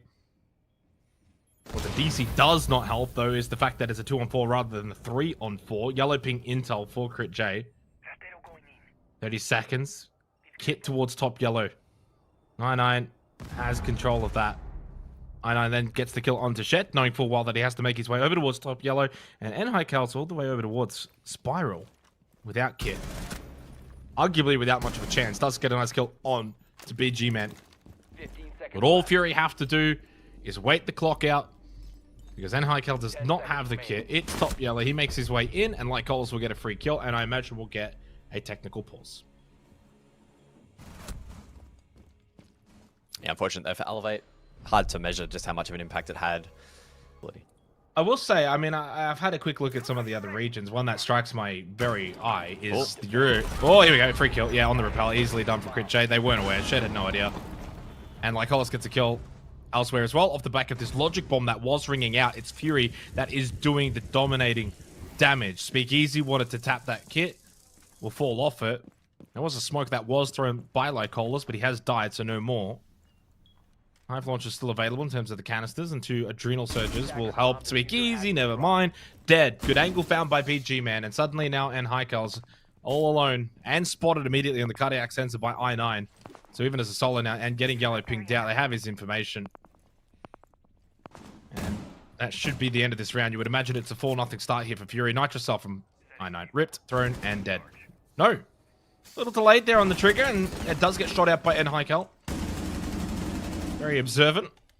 I imagine he should have been able to hear the rip. Yellow ping, close angle, easy kill onto Critjay. Still a minute and a half, by the way. And with that, Adrenal Surge gets himself back up to full health. Has one more available, plus a frag grenade. So a little bit of utility. No kit, but he does have time. Yeah, he just needs to isolate these picks. I9's gone prone, so he's vulnerable. Not in a position to feed information on the cardiac sensor. BG also doesn't have any keepers in pocket to react to this push. 60 seconds.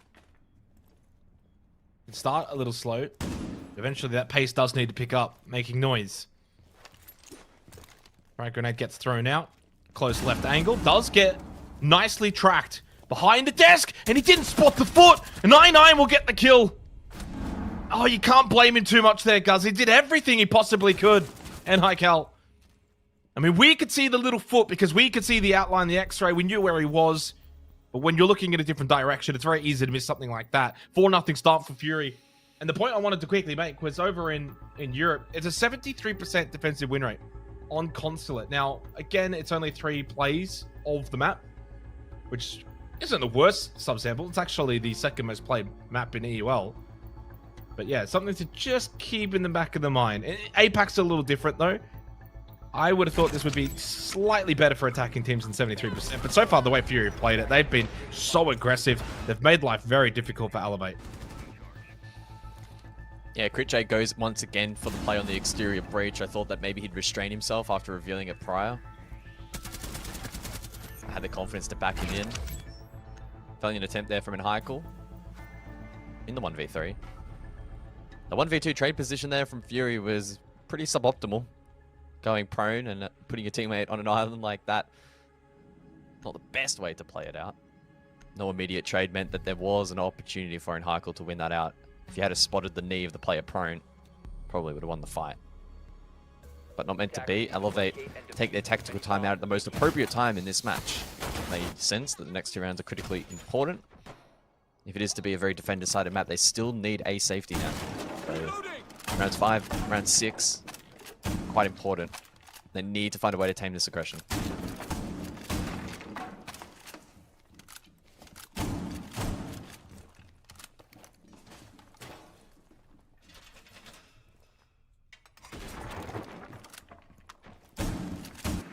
Two rounds to do so as well. There's not a lot of room for error in terms of Elevate, bringing this game back. Slow start, get a couple of attacking rounds there to close this, and who knows what they could maybe do on the defense. Certainly could replicate what we've seen from Fury, but a response. What a response from Fury so far in this half. Exactly what they absolutely needed. I mean, it's not like the start of this league has been utterly disastrous. I think there's expectations for Fury because they've been to Majors, they've been to SI. They lost to Jalita, but I mean, it was overtime. Very defender-sided Oregon. It happens. Admittedly, thought that they could have played that a bit better, and then you lose to Bleed. Okay, well, a lot of teams are going to lose to Bleed. Off night, best of 1. Hard to be too critical of that. And just maybe, at least for my sake, having predicted Elevate to win this game, it's so difficult with these predictions, but it's easy to get sucked in by the opening week in terms of the results. You know, Elevate's 2-0, Fury's 0-2. It's very easy to say, well, Elevate maybe should win this game, but Fury have got the credits in the bank. Right now, Elevate, though, looking for a direct hit, or at least looking to open up the main breach. And they've been able to finally do so. I imagine now they'll turn their attention up above over towards Expo and Piano. And a long Repellion as well here from Appa, and Logic Bomb will get used to help him clear out top floor.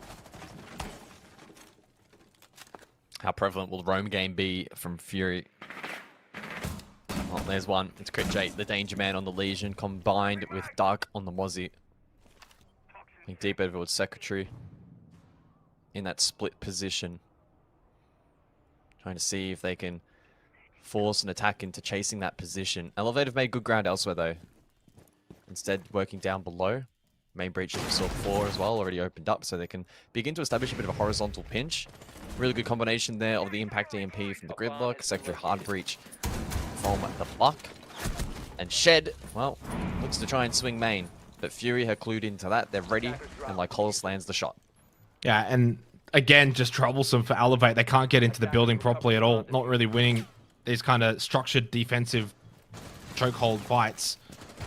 9-9's a little bit lost right now, but that's okay. He'll eventually almost find that kill, and Ape bot yellow. Yeah, I mean, that round in particular, super disappointing from Elevate, but so indicative of what we've seen from Fury in this entire half, guys. I mean, that round sums it up. Incredibly dominant, very difficult to push into, winning all of their fights. And we think about, like, Is Fury doing anything wrong so far in 5 rounds of Siege? No. They've made no mistakes, and yet despite that, they've actually been pretty aggressive in a lot of these rounds. That one was a bit more structured, hold sight, hold angles. And even then, Elevate really could barely get in. They kind of tried to brute force their way, and it just was never going to work. Man, this is really disappointing from Elevate. Yeah, I mean, I predicted Fury heading into this game, but I did expect it to be quite competitive. The scoreline might float a little bit in the second half. I mean, that is appalling from an Elevate roster that I think has so much talent, guys. Really, really talented team. Beat Jolita last week, decimated Knock Knock. They came into today, first place, highest round differential. I don't know what else I can say. To lose 7-0 in that fashion, as good as Fury are, this is the thing. I don't want it to take away from Fury, because Fury's a really good team. They've been to Majors, they've been to SI. They are at that very similar level to Bleed. There are expectations that if this were to be a 2-seeded tournament in terms of going to a major, it would be Fury and Bleed. Or Bleed and Fury, however you want to obviously order it. But that from Elevate was just downright poor. There's other words I want to use. Yeah. I mean, I think it's a case of one of those matches where a best of 3, I would trust Elevate to mount some kind of response. However, in the best of 1, if you have such a poor start like they did, even some of the best teams are going to struggle to bounce back. I think it was pretty clear early on when CritJ hit that multi-kill, then CritJ hits the flank back-to-back rounds, that it was going to be a struggle for them. So very rough day at the office for Elevate.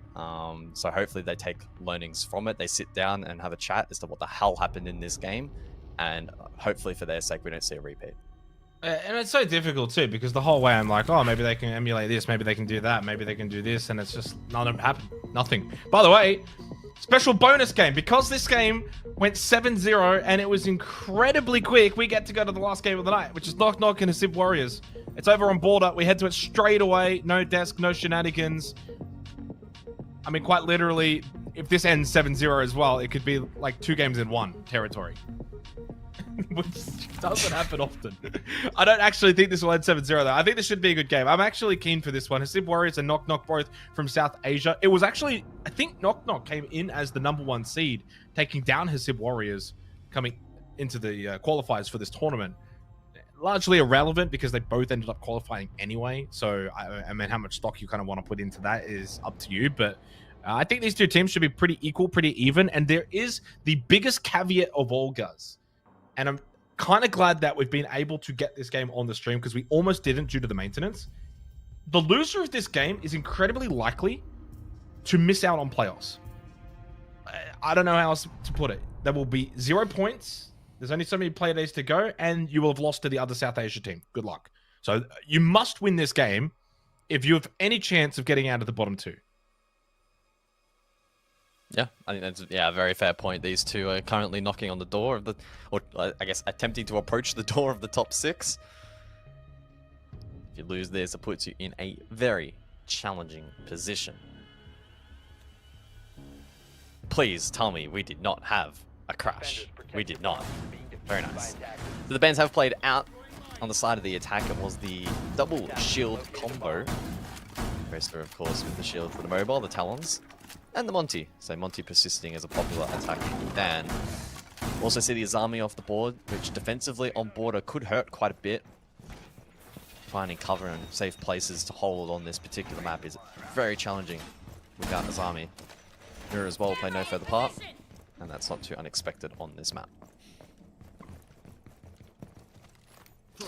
Yeah, should be a fun one. On border as well. I think border's always one of the more fun maps to watch. Knock Knock has had an interesting campaign so far. Both of their opening maps are actually on very defender-sided maps, Oregon and Skyscraper, so you kind of go to border now, and it's a big flip for them, at least in terms of the, I guess, playstyle of it. Whereas for Hasib Warriors, you think back to Playday 1, guys, and we got to watch the opening 4 rounds against Bleed, and it was the best 4 rounds that South Asia's ever seen. And then the rest happened. So if they can kind of emulate that, I mean, I'm backing in Hasib Warriors. I picked them for this match, and the fact that it's also gone to border probably leans me into even more so thinking they can win this. They got 4 attacking rounds on this map against Bleed. They are now attacking again here on border to begin. Straight to main entrance. Good immediate pressure in towards site. One holding close. Zedux with a little change up Rattler just getting a little bit pesky over towards Supply. Does make it out, but did lose a chunk of damage on the way out. So I'm not sure if it's been worth it for him. Yeah, an intriguing exchange when Rattler comes off second best and now droned out, and he'll be forced out of this position. Never pressure to follow. Nitro Soul rather, still in the pocket of the Valk though, so they'll be wanting to get some value from that. Envy fed up above by Dinny, and he'll just fall off that position. So good peel defense at the moment, and an opportunity to perhaps retake. Sandy's still up above, beat as well. And Sib still contesting for map control as we approach the midpoint of the round. Yeah, and this makes it a very fascinating round now. So 90 seconds, 5-on-4. Knock Knock with the slight player advantage, although Rattler is quite low. But Hasib, certainly the kind of team that could bring this kind of round back easily if given an opportunity, if given an inch. Oh, hang on, Nitro Star from below Rattler. He's already been a hotly contested player in this round. Great start for Knock Knock. Doctor in a bit of an exchange elsewhere as well as we get the overhead over towards bot main, and that's an easy kill on the Doctor, who was already quite low. Taha gets involved, and he's one to kind of keep an eye on. The Montaigne did get banned out, so he doesn't have that to fall back to, guys. Think the play they won against Bleed, and he was largely influential on that particular operator. So Knock Knock have done their homework, banned out the Monty. Taha now goes down, trying to just get in towards bathroom. Zedux doesn't have the best of angles, and suddenly he's all alone. A very strong defensive round from Knock Knock. Good counter punches, good Nitro Cells placement, and general game sense. Hasib Warriors have kind of been picked apart. Yeah, I wouldn't be too surprised if in this kind of matchup we are in for quite a defender-sided affair. Rattler had a bit of an awkward start to the round, but more than made up for it. Good cheeky kill on the floor in bathroom to conclude the round. But back to my point. Again, I wouldn't be absolutely shocked if we see quite a defender-sided match, just due to the attacking performance of both of these two teams historically being a little bit slow and disjointed, and the late rounds maybe not being as well connected as they otherwise should be. Yeah, I also want to add, by the way, that these two played in that upper bracket final on Border, and it went to 8-7. Now, because those games were not, like, officially covered properly, we don't have like attack, defense numbers, etc., but it did go the distance. It was actually the only map in that particular best of 3 that did kind of go the distance. I mean, Bank was 7-5, won by Hasib, but yeah, I mean, all 3 maps actually, if you look at them, guys, Bank, Border, Chalet, what does that tell you about these kind of teams? They love these fluid maps where you can run around and gun and frag, and you know, you kind of say in terms of the slower paced nature of it. We didn't get that though back on Playday 1 against Bleed, and that's where I'm not necessarily disagreeing with you.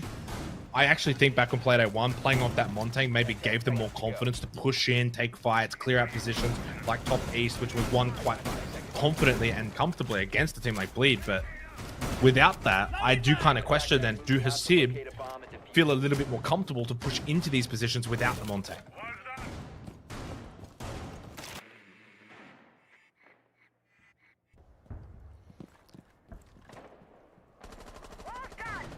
So Flores is in play, and that's in response to the large quantity of utility that we're going to see here on the defensive lineup. There's Goyo canisters from Jittery, Castle Barricades from Sandy. More of those that you can clear with Flores, the better off you'll be in the late round. Maybe also to facilitate the entry as well, depending on where those castles are configured. I've seen some castle extensions in through Break in combination with the Azami in recent time, but with the Azami banned out, that's no longer going to be a possibility. Initial drain here from Zedux, but the mute will pose problems. Twitch though in play, so Doctor should be poised to try and deal with those where possible. And you combo the Twitch and the Flores into this lineup, and utility isn't going to be that impactful for the defense if dealt with properly. We can see it being chipped away here currently. Of course, Ash as well, still 2 charges available. Ranged Charge Breach. So I really like the lineup here from Hasib. Yeah, as you mentioned, without the Monty taking some of that map control can be a challenge, but if you can chip away at utility and create opportunities like that, the Monty is not a necessity. No, certainly not. Oh! Zedux had no idea, didn't see it coming. Lovely shot from Jittery. Just one outside Archives at the moment. Oh, the timing from both of them, it's impeccable. This game sometimes. and you get to watch it from our perspective. He's going to go again. I mean, the reaction time there, always going to be difficult when you're holding such a tight, close angle.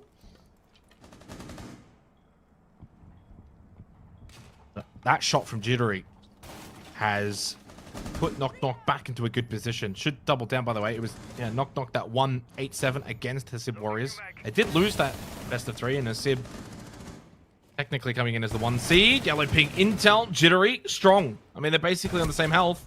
But a good swing from Taha finds the head of Jittery and gives Hasib the Warriors, Hasib Warriors the lead.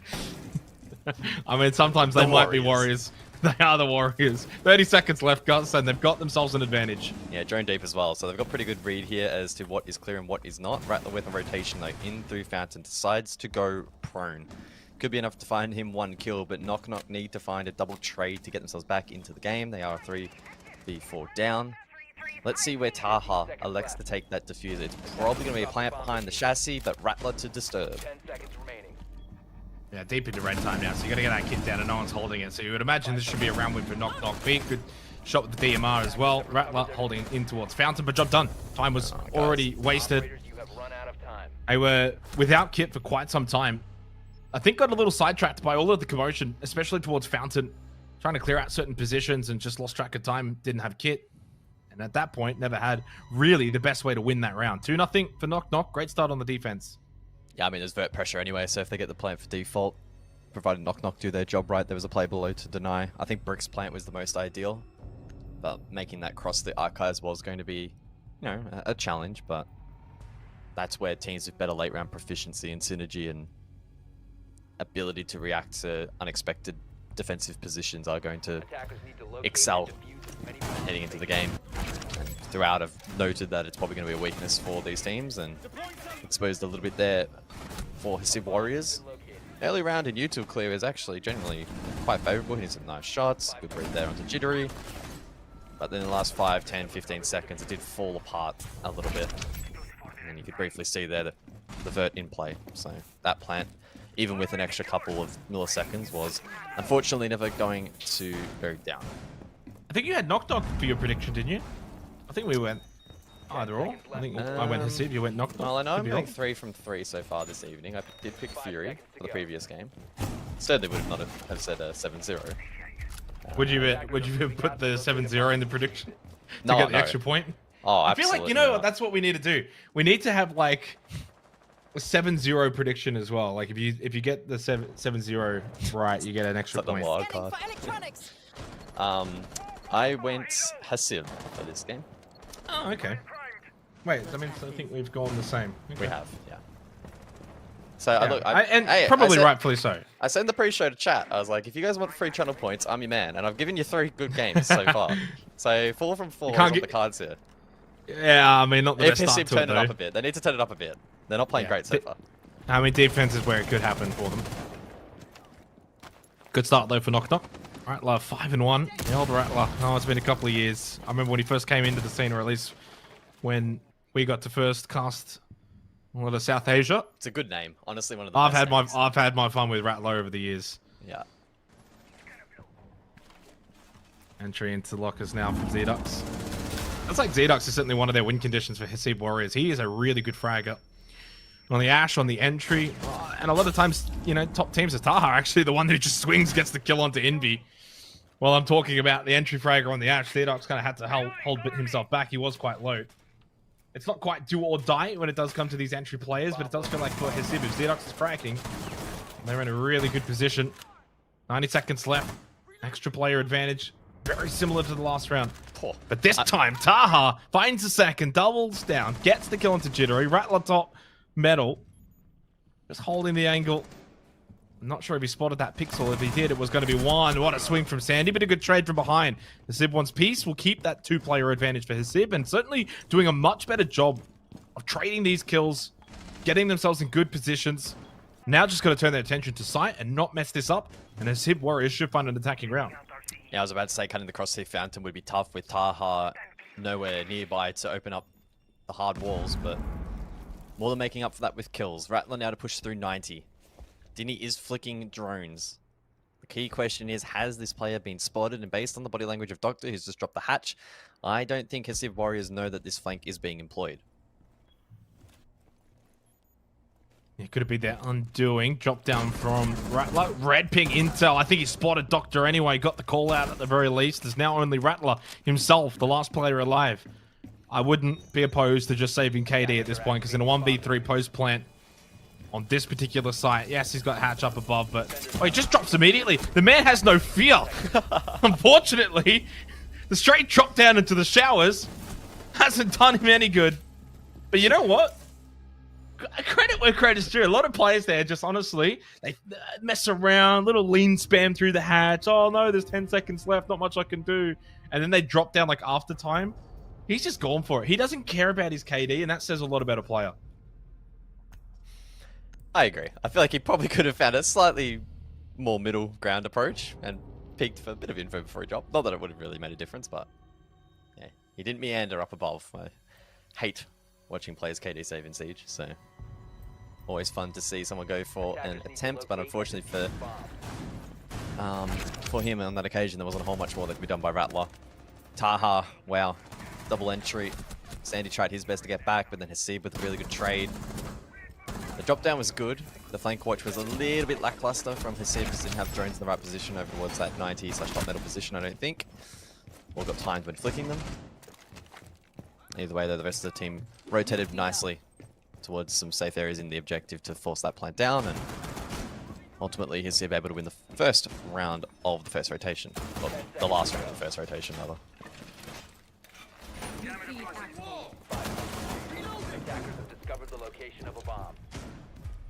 Yeah, difficult to know how many rounds are going to be required from either team on defense, attack, etc. I think these two teams are pretty equal. The 8-7 game on board are highlighting that in the upper bracket final in terms of the qualifiers.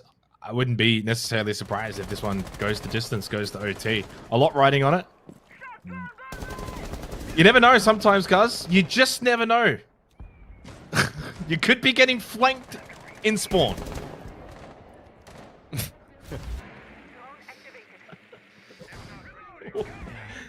South Asia has got to play the most intriguing breed of Siege on the planet. Sometimes for better, often for worse. How do you even accidentally do that? I don't know. I mean, that's your job to tell me. Like I said, some things in South Asia are unexplainable. Not even the best of the best can explain it. It's the Da Vinci Code of Siege.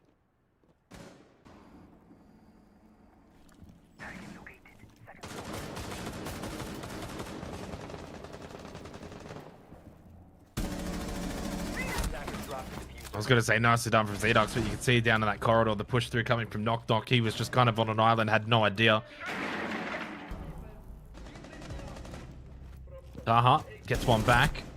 Oh, I thought for a second they almost traded, but able to stay alive. Envy and Jittery both combining for kills, and this round is over.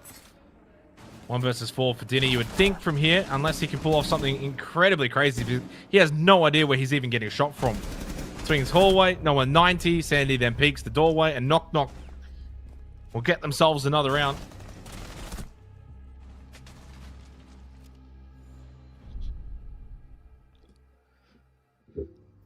I saw in chat, by the way, earlier, guys. I don't really know what that was. Sorry. Some very strange copy pastas, because it doesn't make any sense to me. Unfortunately, they got timed out, and I don't know why, because I do like fan supports. I think we need to let some of the copy pastas through, but it also doesn't make any sense. It's spam this chicken to help Knock Knock. Am I missing something here? Well, what's the bird that rhymes with knock? I feel like there's a bird that rhymes with knock. I'm pretty sure you could. You know what? I'll help them out, because chicken doesn't make any sense. But you could spam this clock to help Knock Knock. I'm sure there's a clock emoji. There probably is a clock emoji. Don't know. Maybe chat can work that one out. 2 more rounds to go in this half. Knock Knock have got themselves a nice little lead here. Looking good on the defense. Castle barricades employed for a bit of a split hold over towards that security side. Armory and Archives for this second last round. Flora is being brought by Hasib One Piece. Certainly can help in clearing out a lot of his utility being brought to the round by Knock Knock.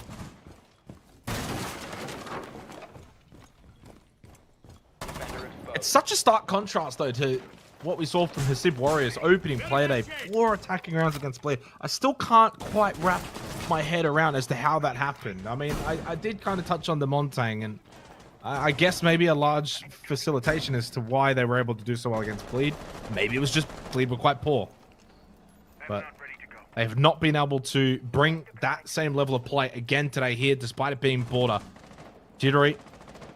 Looks quite jittery. Continuing to peek out onto the balcony. Falls back for now, though. One outside that window of top waiting in the roaming around break. This is a very intriguing looking setup that Knock Knock brought to the table, playing off it well. Sibora is going to have to make sure they look to isolate some of these players.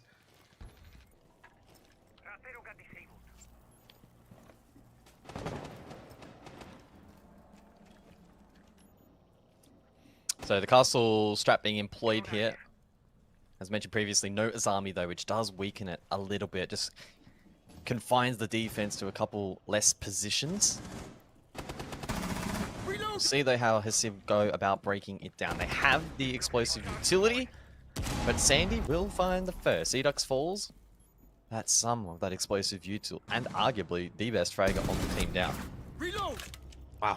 A lot of these rounds have looked quite similar. When you kind of look at that 5v3 graphic, it feels like deja vu, deja vu, deja vu. I see Warriors, they're just not able to find these opening kills, get good position, starts over on the defense, play slow, methodical siege. It's kind of push an area and then die because Knock Knock have just got better angles.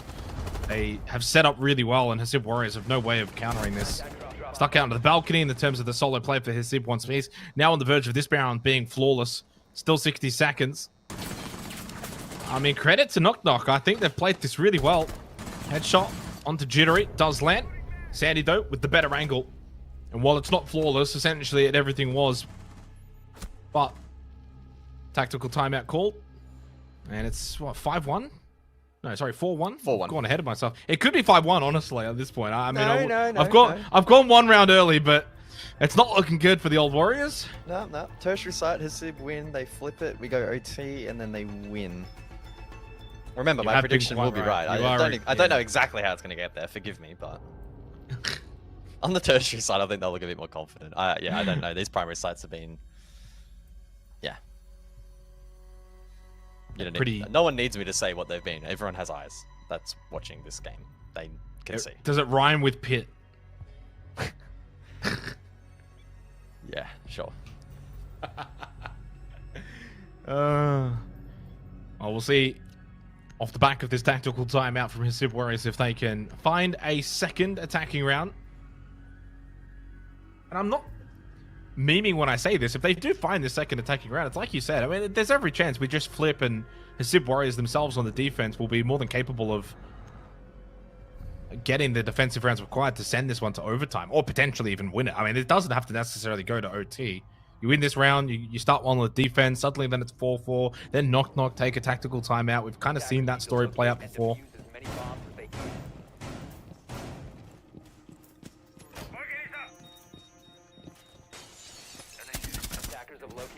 Well, we'll see what happens. I gotta say though, right now, I think in general play, Knock Knock have just looked a little bit better across the board. Good aggressive contact. Sib Warriors have really struggled to find good entry points. Taha's been good. Outside of Taha, the rest haven't really been able to make an impact in the game.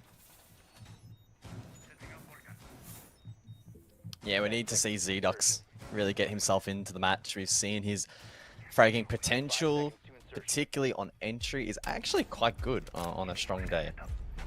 Perhaps though some of those entry tendencies are being countered here by Knock Knock on border, and he's finding it difficult to get himself into the match. We're going to see the castle persist, so again looking to soak up a lot of that explosive utility that continues to be brought in response by his Warriors. Pulse as well in play. Rattler's been playing a lot of info ops in this match. Caught off on the initial push. Takes a look at damage, but gets away with it in the end. Yeah, I mean, this is what Hasib Warriors need to do, though. I want to see early contact fights, push, try and make life uncomfortable for Knock Knock, clear them out of positions, use their numbers advantage if they possibly can. It seems like a lot of solo entry plays from Hasib, even this from Zedox right now by himself. Where's the trade potential? Not pushing in, haven't quite got numbers in this area. Even Taha again. I mean, you got Kit over towards detention and you're by yourself. What if someone's there? You die. No trade. Remain. Okay, at least Doctor slipped into security. But again, it's all solo play. It's almost like watching solo queue. Although he's at least got some friends outside break. You can shoot that Vulcan canister out for your teammate as well.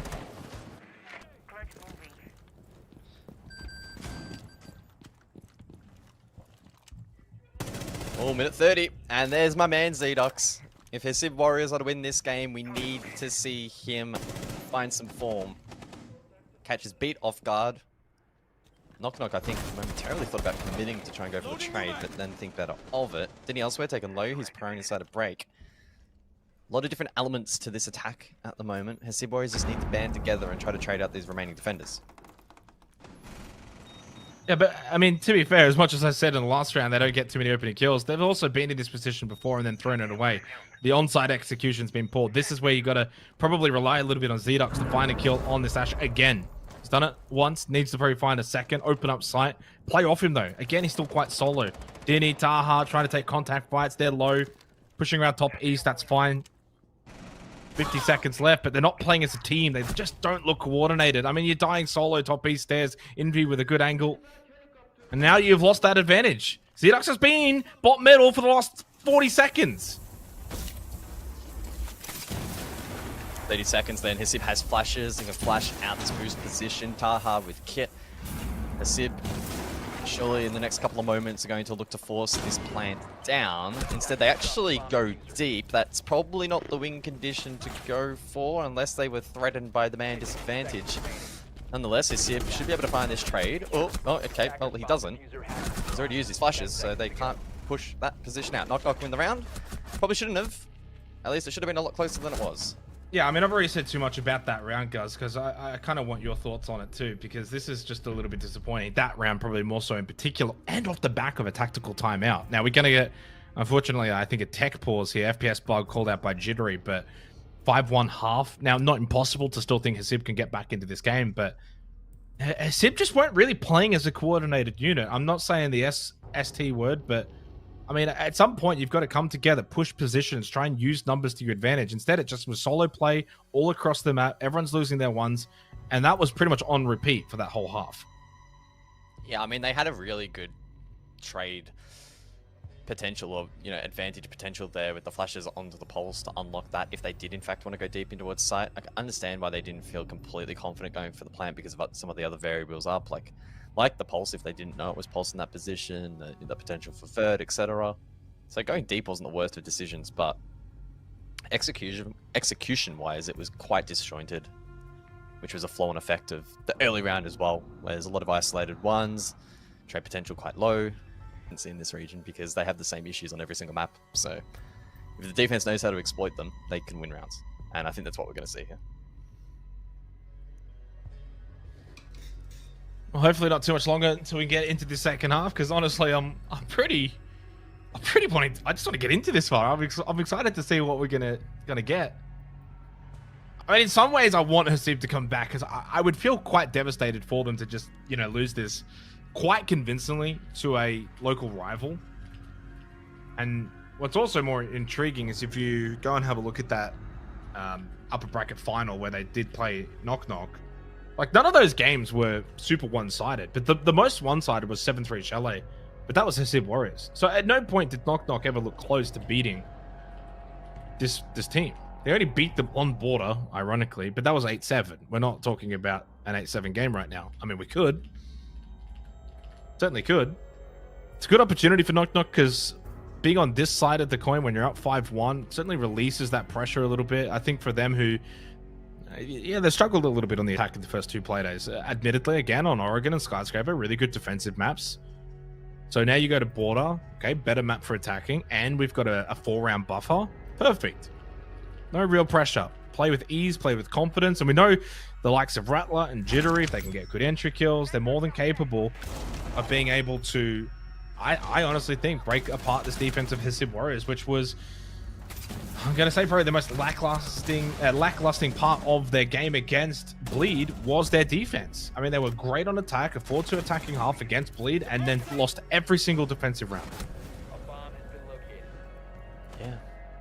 Again, though, I think on reflection, that you think back to that game, right, and you had those star key entry players landing shots and winning ones, just having a good night, which sort of made their playstyle and their performance look better than it was, because they're employing a pretty similar playstyle here on this map, and they're just not having the same proficiency when it comes to ones, and then they look sloppy and messy, right? So they were playing a pretty unreliable, or I suppose inconsistent playstyle is probably the best way to frame it, and it's being exposed at the moment. If your star players aren't stepping up and you're not being able to win those entry positions, and then sort of being able to patch up maybe the late round being scrappy because you've got such big advantages, then you're going to get a result like this. Well, unfortunately, this is taking a little bit longer than we originally assumed for this technical issue, so just going to head to a very quick break. Hopefully when we get back, the second half can get underway.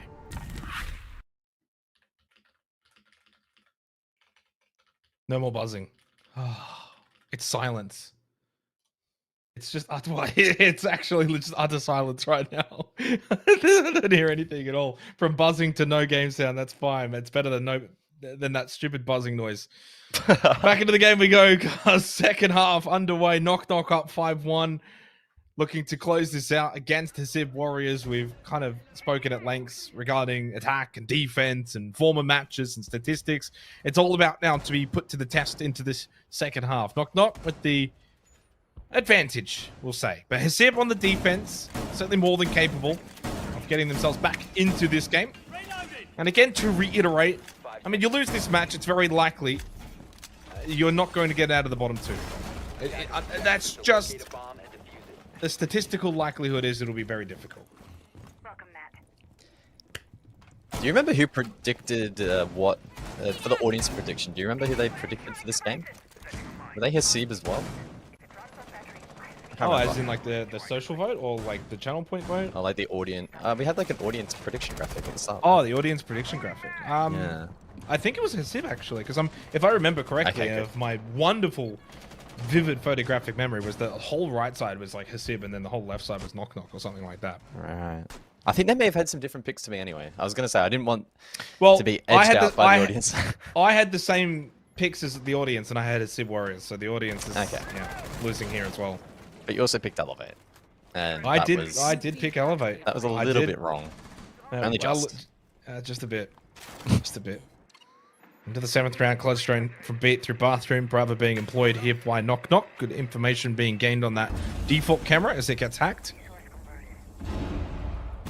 The question for Hisib Warriors will be, how do they want to play this defense, right? You're down 5-1, so do you feel as if you almost go into your shell? Defensively, you don't want to make any mistakes and give pathways for the attacking team, but at the same time, you hold on site, you sit back, and suddenly then the map, and a map like Border, becomes very easy to take a lot of control of it.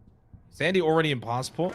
They can get themselves up to top east. He can make his way through main lobby if he wants towards bot metal. I don't think there's really much pressure down below at the moment from Hisib Warriors. It all looks a little bit upstairs. Attackers have dropped the bomb diffuser. Oh, there's my man Taha. He gets the first, and Hisib are starting to mount this comeback, Jake. I can feel it. I can sense it. God. I can smell it in the air. Do not count them out. They will make you pay. Minute on the clock.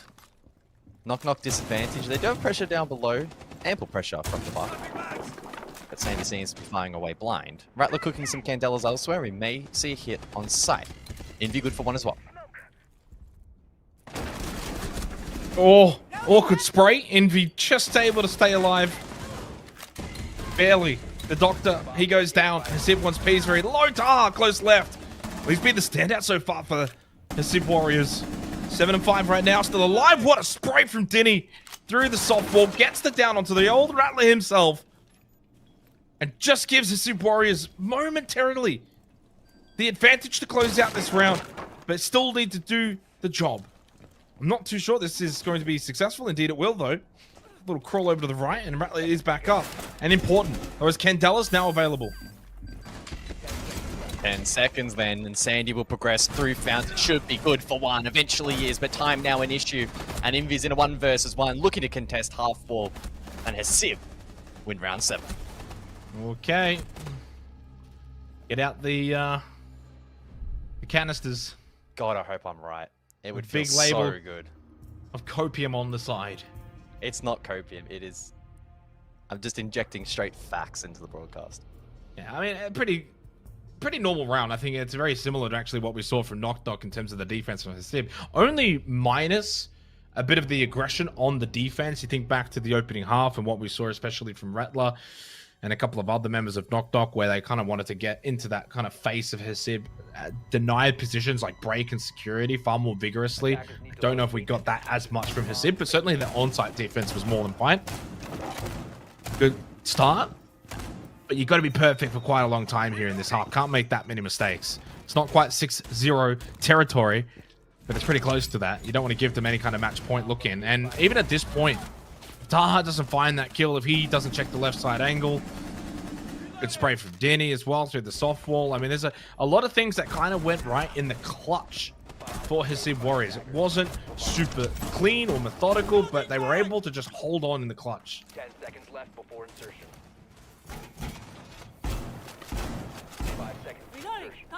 No, there's still a long and winding road ahead for Hasib Warriors if they want to be competitive in this match. Never mind push it all the way to a victory or potential overtime. But they get off to a reasonable start. It's all about just keeping the foot down, that pressure sustained, and making it challenging for these key players on the attack to get activated. Rattler and Sandy currently 8 kills apiece, leading the charge for Knock Knock, the Ash and Buck respectively. So key operators in this round, especially once again in the face of the castle. We're going to see a lot of castle in this match. We already have to chip away at that explosive view tool and block lines of sight in the absence of the Azami. Solus also in play. So info gathering here for Knock Knock in this round may be a challenge. IQ though for Envy, a hard counter is available.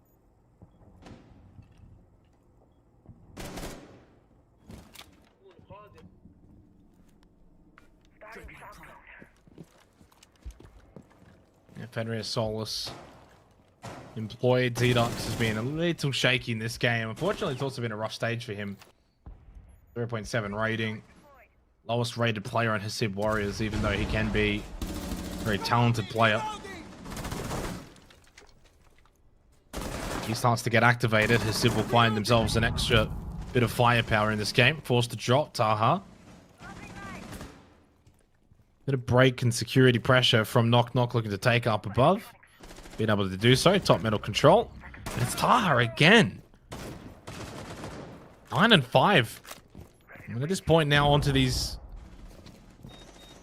positions that he can kind of just hold off of his F-Not mines if he wants. Although at the moment inside of Customs doesn't have any. Not close by. But this is where you can start to get a little bit more defensive focused. Instead, Doctor gets caught. And like the round prior, they lose that advantage. And there is an opportunity for Knock Knock back into this round. So a minute then on the clock. Knock Knock looking to try and unlock the objective. Potential for vert pressure. We see breaching charges on the ground. Ash charges also available if needed, but now expended. Even Ace Salma's getting in on the action to just try and see if they can dislodge players underneath the soft floor. Although no one's really budging. It's a horizontal extension and spread from the defense, and Knock Knock may have to go for a Hail Mary play and drop the hatch. Sound cover, but gets caught. Zedox, big kill. Good for the confidence as well, but Rattler going for the plant. Any chance of the denial to come through? And if he does lose his life, I think this will stick, but numbers certainly with Hasib Warriors. And Taha finds another one, 2 in this round, suddenly now up to double digits. Top striker inside of the lobby. Beat. Well, he does get one. This could actually get a little bit dangerous right now for Hasib. What an angle for Beat. Gets onto the drone momentarily. That could have been an opportunity for Hasib to get the kill. 1 sticks, 1 watches. Pistol won't do it, and Zedox will get activated on the Solus. 3-5. And the comeback Code PM just looks a little bit more realistic. Well, I see it, Jake, and I most certainly believe it. Hasib back-to-back rounds looked a little bit dicey there in the post plant, but they were able to compose themselves in the 2 versus 1. Close it out. Tactical called, and tactical activated just in time. Knock knock now with a minute to chat things over. Unfortunately for them in that last round, they did struggle a little bit. Heavy reliance on Vert, but Hasib were spread. They didn't expose to those lines of sight. I did like the usage of the Summel there to try and mask the drop, but the angle was being held from inside Workshop, and the shots landed. And left beat on an island. 1 versus 4, upside down, repel. First play is forgivable, even the second there as Hasib tries to find the trade. Diddy and Z-Dux then have about 25 seconds or so to compose themselves. One player obviously needs to bait out the repeak, and a big reliance there on Z-Dux to hit the shot. We were a little bit critical of Z-Dux in the first half. Took a little bit of time to get going, but well and truly now in this match, when Hasib need him the most. Yeah, I mean, to be fair, do they need him the most? Well, they got Taha. That's the guy who has really been on point in this game. 10 and 6, very impactful kills, locking down the defense. But you're right, Z-Dux, big 3K, gets himself into a solid position mentally. Doctor, though, can he get off the board? 0 and 8. And what's interesting about that, too, Doctor was the highest rated player for Hasib coming into this game. Just 0.01 shy of a 1-0 rating. So 0.99. While his 0.8 has not helped that rating to get over to the get over that hump.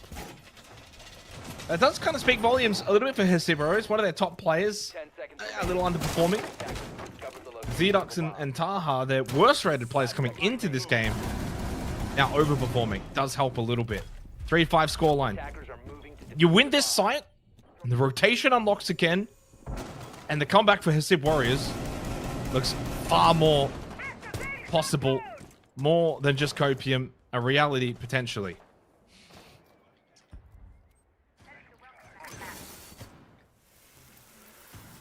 So thermite trick then on the passport double door. Great way of opening up in towards customs and negating any potential wall denial. Is the Kaya this time around. Z-Dux has the claw in pocket. Both of them, in fact, and neither will be used. Both of the primary walls now opened up. Pretty easy sailing so far from Hasib Warriors. Yet to encounter much resistance in this round. Now, in the objective itself, again, we're going to see the castle. So that's a util that needs to be cleared, as well as Maestro as well. Shotgun in the hands of Hasib. And those cams will provide useful information and the opportunity to chip away at drone util as well.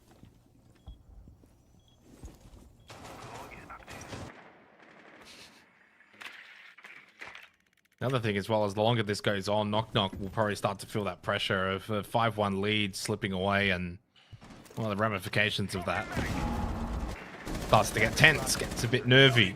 You might start the opening couple of rounds with that free punch mentality where you can afford to lose a few. Well, you've afforded those. Good opening kill from Sandy onto Hasib once piece. Maestro taken down. Then with the opening kill this round, gets him to 9 kills. It's been a big standout for Knock Knock. Where's the response now from Hasib Warriors? And this is where, when you're 5v5, you can certainly sit on site, be defensive. You take the risk, though, now down a player, to look to answer back, find a bit of counter-aggression, go for a bit of a sucker punch, or find a flanking opportunity. If you just sit site, just kind of feels like you're biding time until you get overwhelmed. 60 seconds left, and suddenly running out of time and opportunities for Hasib to maybe go seeking a kill. Dinny on the drop, he could be the one to do so. He could be the one to maybe unlock this round for Hasib Warriors defensively. Into Workshop. Oh no. Does he want? Oh, does he know there's one close? He's giving away sound cue. Rattler's going to swing and get the kill. Taha's still up above. I mean, I don't think Hasib are in the worst position here, but this fight could be critical if Dinny overcommits. Rattler has a read. He just needs to hold. Dinny just needs to force this attack into him. Well, Dinny doesn't have to do anything. It's 30 seconds left. Rattler can't stay here forever. A bit of red ping information. Knows that there should be one close right, though. And Rattler also knows if he moves, he gives away his sound cue. Time certainly dwindling now for Knock Knock, but Jittery with the kill into Taha. Rattler fakes it as if he doesn't know that he's there, loses the battle anyway. They actually trade 1-for-1. Beat will fall. Suddenly down to Z-Dux and Doctor. Z-Dux will go down, and Doctor needs to save this round like the doc that he is. Low on health, hides inside a desk, but Sandy from above. I assume he had some intel. No, he just rotates over to the hatch and he spots a foot sticking through the floorboards. Match point for Knock Knock. And the Copian tanks have been put away into the storage unit. 3-6. Suddenly looks a little bit more difficult, and it is a point confirmed for Knock Knock as well. One conversation we didn't have, guys, as well, is that kind of mutual destruction. If they both go to OT, neither walk away with the 3 points. 3 very valuable points, all 3 of them. Hasib can't get to that figure now. Knock Knock still can. Well, overtime then, the only condition towards victory now for Hasib Warriors. Unfortunately, Taha couldn't hold up above. Succumbed to the pressure. Knock Knock doing a good job at chipping away. They did get stalled out for a pretty prolonged period of time there, but it worked out in the end. 3 match points. And an opportunity to start knocking on the door of the top 6 for a playoff spot. 10 seconds to go. 5 seconds to go. Yeah, and is it possible for them to extend this? Absolutely, because now you can play the primaries, get it to 5-6, then tertiary again becomes a must-win. And you've got to fight tooth and nail. Those 2 points can still be super valuable for Hasib Warriors if they can, you know, win the majority of the rounds from here. 5 rounds now required. I mean, can't say I've seen this too often, this West Tower hold. Attackers have located a bomb.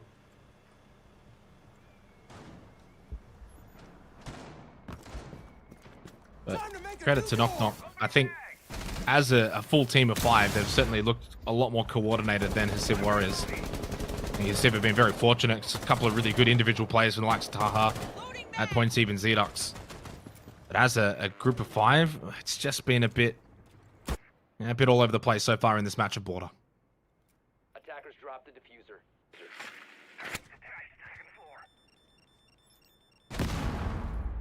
Well, the Flores continues. We do see the inclusion of Grim this time around. That may help facilitate the late round if Knock Knock are struggling for a bit of information. Zoning out players as well, so you can manipulate their positions.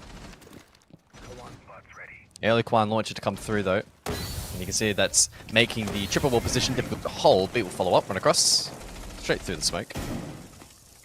Valkyrie camera pinged out. Taken down.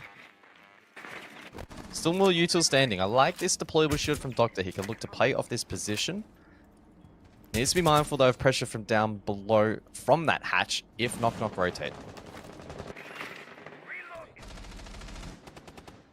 Just over a minute remaining. I think the slower round might be better pacing for Hasib. Oh, trades go out. Yeah, Taha and Zedux, no surprise.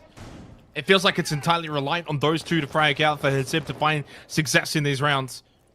With no Rattler and Envy, comes down to Sandy and Jittery once again. More than capable, still a lot of time remaining.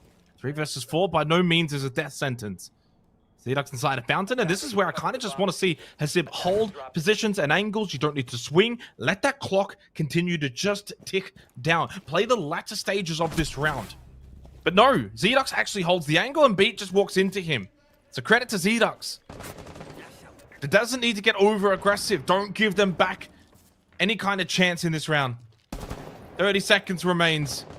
And the round does kind of feel like it's fallen away for Knock Knock. Zedux just does not need to peek, does not need to fight. Sandy's full white, that's his own flash. Throws another one over the reinforced wall. Needs to check close left, needs to swing Fountain. Good prone position from Zedux. Little off angle. He played that really well over towards Fountain. One of the better rounds that we've seen from Hasib on the defense. This one's not over yet. Yeah, more legs in it still. Good shutdown there from Hasib, not succumbing to the match point pressure.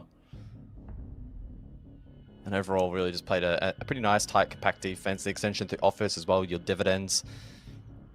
The attack lacked a little bit of creativity in looking to dislodge that, and ultimately it did prove costly. So, Hasib hang in for a little while longer. The unfortunate part about this match is the fact that it could go to overtime. No team will walk away with 3 points. That then weakens their chances in a potential head-to-head with 6th place later on, presuming that it comes down to that. So, just something to note if Hasib are able to mount this comeback. Attackers need to locate and defuse as many bombs as they can. I think Hasib will be very disappointed in themselves to have allowed Knock Knock to get this match point. Had they won the tertiary, by now we're looking at a 5-5 scoreline with a very real likelihood they could have actually closed this out in regulation. Not to be, though. And credit to Knock Knock for getting themselves into this position. That first half, superb. And it's been a very defensive showing from both teams, as you highly anticipated, Guz. As always, the king of the predictions, but right now your main prediction is certainly still under threat. 5 seconds left. Well, yeah, Attackers are moving. a little bit. Sure. It's not looking great, but sometimes the best victories come off the back of the greatest comebacks. So I'm not losing faith in my prediction. They could be 6-0 down, and I would, well, maybe not that far, but I would still have some faith. And look, the last round was, jokes aside, you know, a good showing of their composure and fortitude. So we'll see if that translates over towards Workshop now for round number 11. U2 clear, again, name of the game. A lot of barbed wire in place. You have things like custom barricades. Even the mines as well from Taha. Mute could complicate that. So we'll see. Roam employed. It's Taha again inside of security. Now, he didn't get a hold of Ellie in this position last time. He gets caught off guard by Sandy. Now he can't get down to the hatch. What is his crosshair placement? He still gets the kill. Oh, did he? And Rattler still gets a kill? Are you serious? Rattler with the vault over. To be fair, Taha was low. And he had the high ground just straight into the head with the pistol. Diddy takes the position. Somehow through all of that, chaos. Hasib have got the player advantage, 4 versus 3, only losing Taha. Getting that kill with the bailiff. Another push in towards security. Diddy takes the drop this time. You don't need to be taking these fights. Give that position up. It's fine. You can always go for a flank later if you absolutely so must. Good information on where these attackers are coming from as well. In terms of their avenue, high focus towards security and break all 3 players of Knock Knock in that vicinity. This is very easy for Hasib to take back as well. Top east stairs through top waiting, and you can easily find an angle. Well, Doctor's going 0 and 10. So this is a 3 versus 3. And we'll see if Knock Knock are able to find this. Now a 3 versus 2, unofficially. 60 seconds on the clock. An opportunity for Doctor to get himself back into the round. As I mentioned, Jake, he's on 0 kills. So are you counting him out? No, this is where he clutches. This is where the Doctor saves the day. Zedux, though, might not need the dock as he gets the headshot on to beat. Oh, and another one from Zedux! A slow start to this stage, but a flicker that's slowly burning, but now the doctor. Snuffed out. Come and on. Down to the Doctor, and Hasib wants peace. The 2 players remaining for Hasib that have not really been able to find a lot of form in this game. But Envy is a solo, and the Doctor still can't find a kill. His teammate steals it away. oh my god, he's You all know. We all know that Doctor was on for at least 1 there in that round, but stolen. Never had the opportunity. A 12th round required, though. 1 last match point now remaining for Knock Knock as Hasib Warriors are knocking on the door. I actually don't think I've been so enthralled by a game where neither team can really attack. I'm genuinely invested in this match off the back of my prediction. I don't want to lose my 100% record, so Hasib better not let me down at this point. We've come so far together. We've made it work for so long. But now they need to make their mark. A coronation of sorts, perhaps, if they're able to push overtime. Knock Knock, finding it difficult to lock out this game. Well, at the moment, Knock Knock with 1 hand into overtime. The other hand, though, I'm not sure where it is. And Taha, his crosshair, I don't know, he's shooting the wall. More than Sandy. This has got to be the scrappiest roam clear I've ever seen in my life. That was hilarious. It was fun, though. It was fun. Hey, I've enjoyed this game. It's been a lot of fun to watch. You know, sometimes Siege doesn't always have to be exquisite for it to be entertaining. I think that's the Asia League mantra. 5 seconds remaining. It's been a close game. Certainly a lot better than watching 7-0 beatdowns on Consulate, that's for sure. Objective is to defuse Both teams have been very strong on the defense here of Border. Have to give them their credit where it is due. But for Knock Knock, 1 final opportunity to get all 3 points.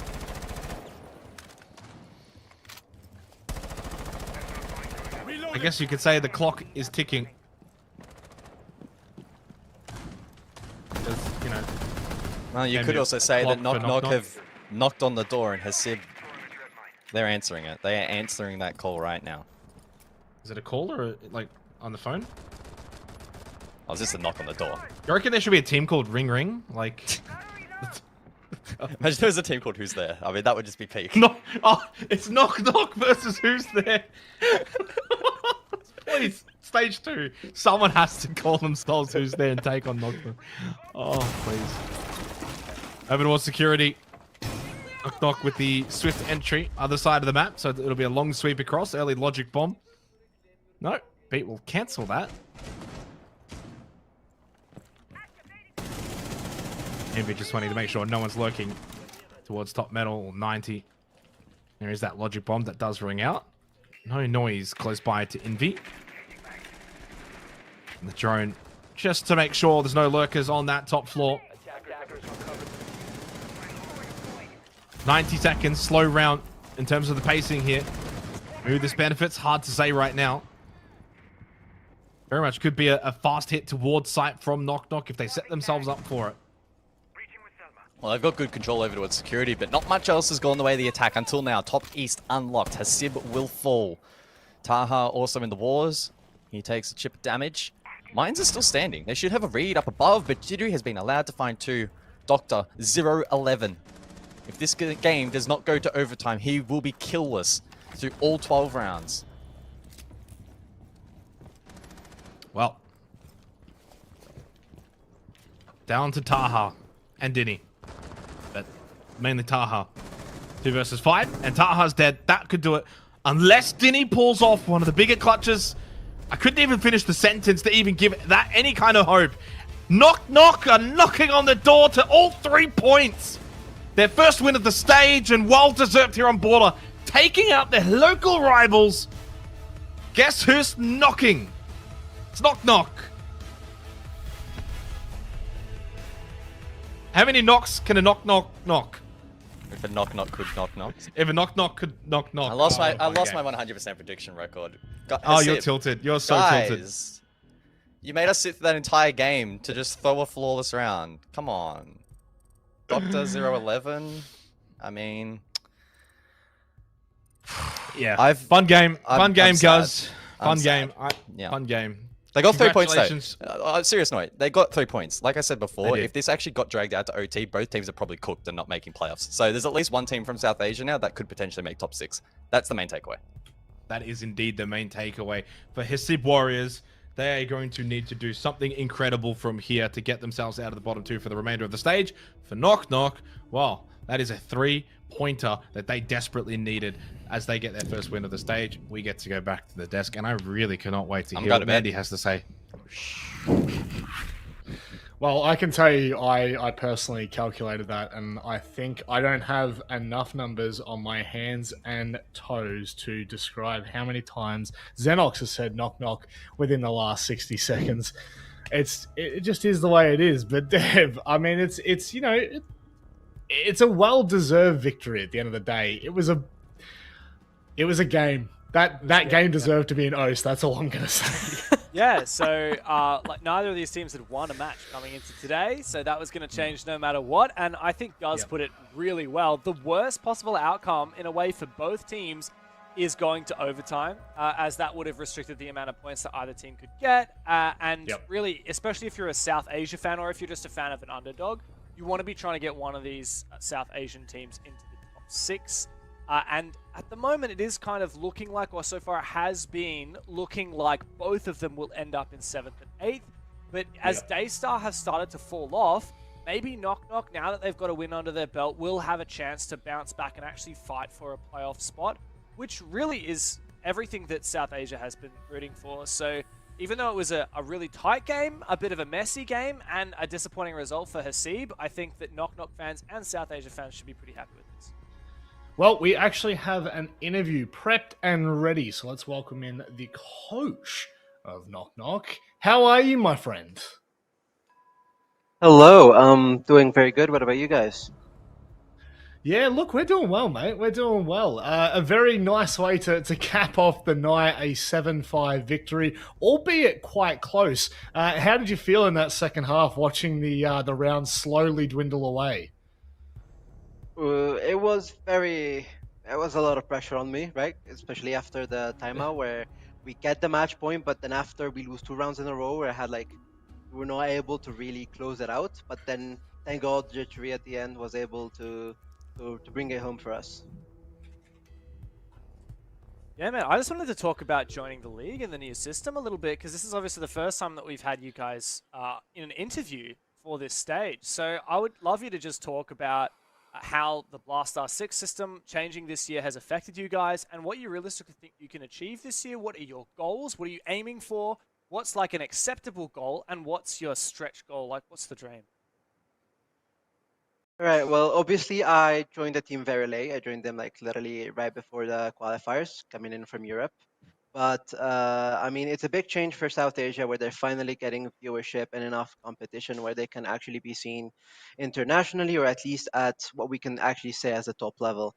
When it comes to our goals, I think the minimum for us would be a playoff spot, being top 6. We know we have what it takes. We had a bit of a slow start where it was partially my fault, where I had, let's just say, misprepared a little bit for the first 2 games. But yeah, realistic goal or minimal goal will be top 6. Our thing that we say, if we actually stretch it, will probably be around the top 4.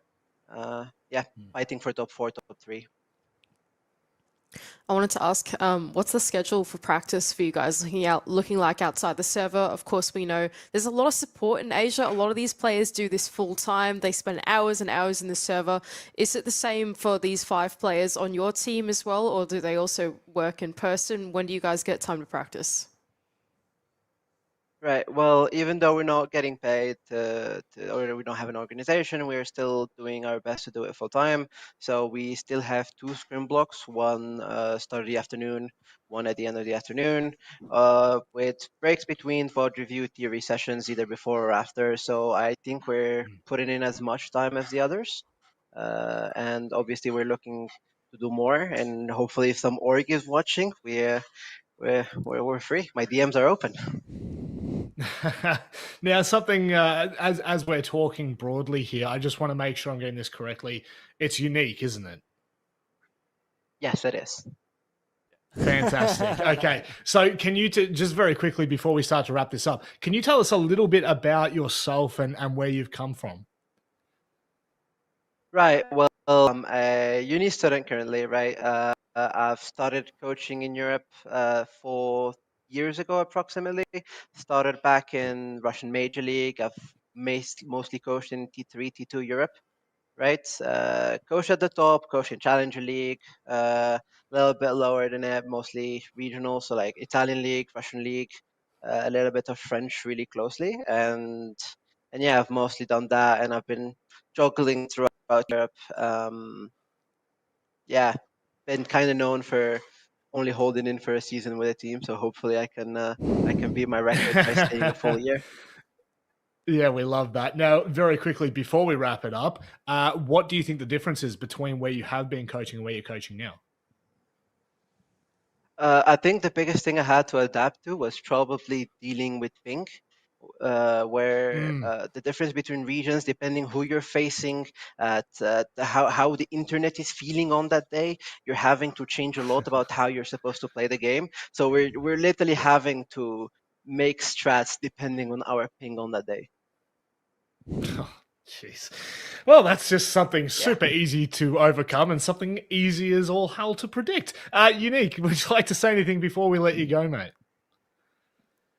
Well, I just want to say it's a pleasure having me. Hopefully, it's not going to be the last interview I'm having with you. I'm looking forward to seeing you guys for every Thursday and Wednesday for the rest of this month. And cheers to everybody. Mate, we've got our fingers crossed. It's lovely to meet you, Unique, and hopefully we'll be chatting to you a bit more often. Thank you, thank you. Well, there you go. You hear it from the coach's mouth, not the horse's mouth. Not that I'm calling him a horse. Please don't. Look, it's super interesting because you don't get the insight into these teams as much, and coming from the Asia League, sometimes when we interview players, we don't get to break it down as much. But Dev, really interesting to hear, a coach from Europe coming in and getting more involved. Granted, tier 2, tier 3 Europe, it still brings just another element to a region that is probably, I would say, it struggles the most out of all of APAC.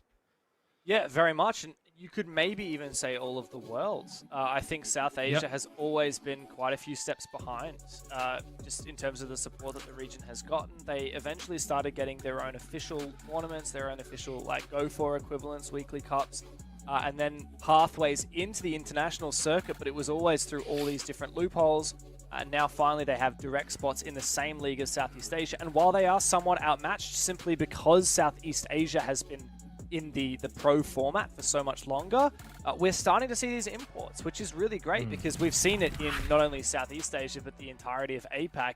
APAC's actually become a bit of a breeding ground for imports from overseas, especially in terms of support stuff. We obviously spoke to Julio earlier, former world champion from Brazil, who coaches Bleed. And it's great to see, even if they are tier 2 or tier 3, places, people like Unique coming and joining the region. I think it's exactly what teams like Knock Knock need.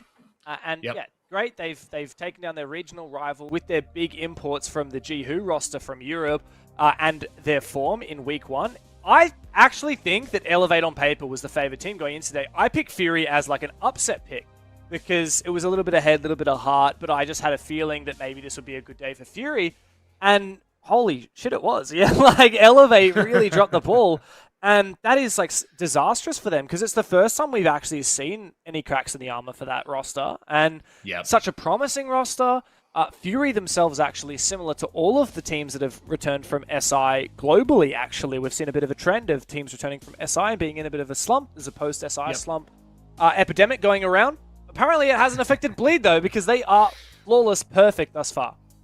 They are. And look, they're probably, I would say that they're not as convinced with their own results. We kind of heard it from Mentalist last week, just, touching on the fact that they do feel like they're obviously in a downturn's definitely not the right way of putting it, but they're just not themselves. And, granted, we had 3 weeks after SI to fully prepare back for an entire league. BO1's hitting one after another, after another, after another. So, you're always going to expect a little bit of shakiness, but even at their shakiness, they have not lost a game. They've not won a game under 7-4 and not gone to overtime. So, it gives a lot of context for what Bleed can really start to amount. And also, when you have a look at Bleed's opponents, they've beaten Direwolves now, they beat Fury, and obviously on Playday 1, they beat Hasib, but that was, even that 7-4 was a bit of an anomaly just for the start of that game. But Mandy, is there anything, sticking out to you that you're most disappointed about?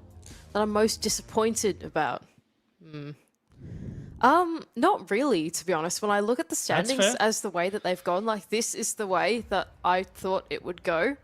Aside from Direwolves being in 2, but I think, that's got a bit of an asterisk on that. Honestly, looking at these standings, this is that's your top 5 teams. Daystar should be competing for that 6th position, especially, I know they didn't have the most amazing game against Jolita earlier today, but they look relatively competitive. Honestly, I'm not that disappointed by anything, Rob. I feel like it's gone. Good. The cookie has crumbled in the way that we thought it would. Well, I mean, look, at the end of the day, that's the answer we want, right? We want the answer of no, there's no real anomaly here where we're seeing things pan out decently similar to what we expected. So, here we go. I put my hand up and do a little I am disappointed to see Fury in 5th. Why are our back-to-back champions on the bottom half of the ladder? That makes no sense to me. I'm a massive Fury simp. I'm kind of just a Thai simp in general. The 2 big Thai teams in this league, in Jolita and Fury, they're the 2 that I want to see at the top. And look, obviously I love Bleed in particular. I love the Elevate story, even Direwolves, and every team in this league's got a good story. But to me, I just Fury, it's the fact that they've always been the bridesmaids, and yet somehow they made both majors last year. And to see their story wane now, I think would be really sad. And Jolita as well, the return to form after the drama of what happened a year ago with that roster departing from Elevate, that is absolutely devastating, and I still haven't emotionally recovered from it, and I would love to see it as a reprisal. And so if you look at the context of, I guess, who has and hasn't played who yet. Bleed still have 2 really tough games to go. Obviously, they've taken down Fury, which I think is their biggest rivals, and now they've taken down Direwolves. But Elevate, if they wake up next week or whenever it is that they play Bleed, I think they could give Bleed a run for their money. And who knows? Maybe Jolita and Bleed ends up being a banging game. I would love that. We saw Jolita already upset over Fury, and Jolita aren't perfect. They've lost games too. But maybe, like, is anyone going to be able to beat Bleed in the BO1s? Or maybe we see the trend of last year continue and Bleed continue to be like the BO1 Andes and then struggle a little bit more in playoffs, which would be another exciting story. Like, I mean, Asia's insane. Beautiful. Like, I'll just finish quickly because, like, I love the Asia League because you never really predict what's going to happen. Because, like, but David, you can't you? No, you can't. Last year, everyone thought Bleed was going to be the best team. They didn't even make Copenhagen. That was at the start of the year. Yeah. And then they still lost the grand final to Fury for Atlanta. So, like, I don't know. I just think that Asia is, like, always, even back to the Apex South days, like, the most exciting region in terms of, like, you never really know who's going to come out. And we're pretty blessed at the moment with 5 really strong teams. So, who knows? One spot isn't enough. That's all I'm going to say. Are you done? I'm done, man. It's like 4 Wonderful. Wonderful. Let's wrap it up. Wonderful. We can start to wrap this up. Prod's losing it. Prod's losing it. They're like, would you shut this yapper up? Well, guess what? We get to. That just went super Australian out of nowhere. Thank you very much for joining us here for Play Day 3. Of course, we return tomorrow night, morning, wherever it is for you. We're basically back here, same place, same time. But if you're interested in more Siege, MENA comes up in about an hour and a half, and then maybe an hour and a half after that start, the NAL kicks back off. So please make sure you stick around to watch those leagues, support all the ecosystem, not just the best and most competitive league of all, the Asia League. But of course, on that note, we're going to close up shop. Thank you very much for joining us. Please stay safe, take care, and good night.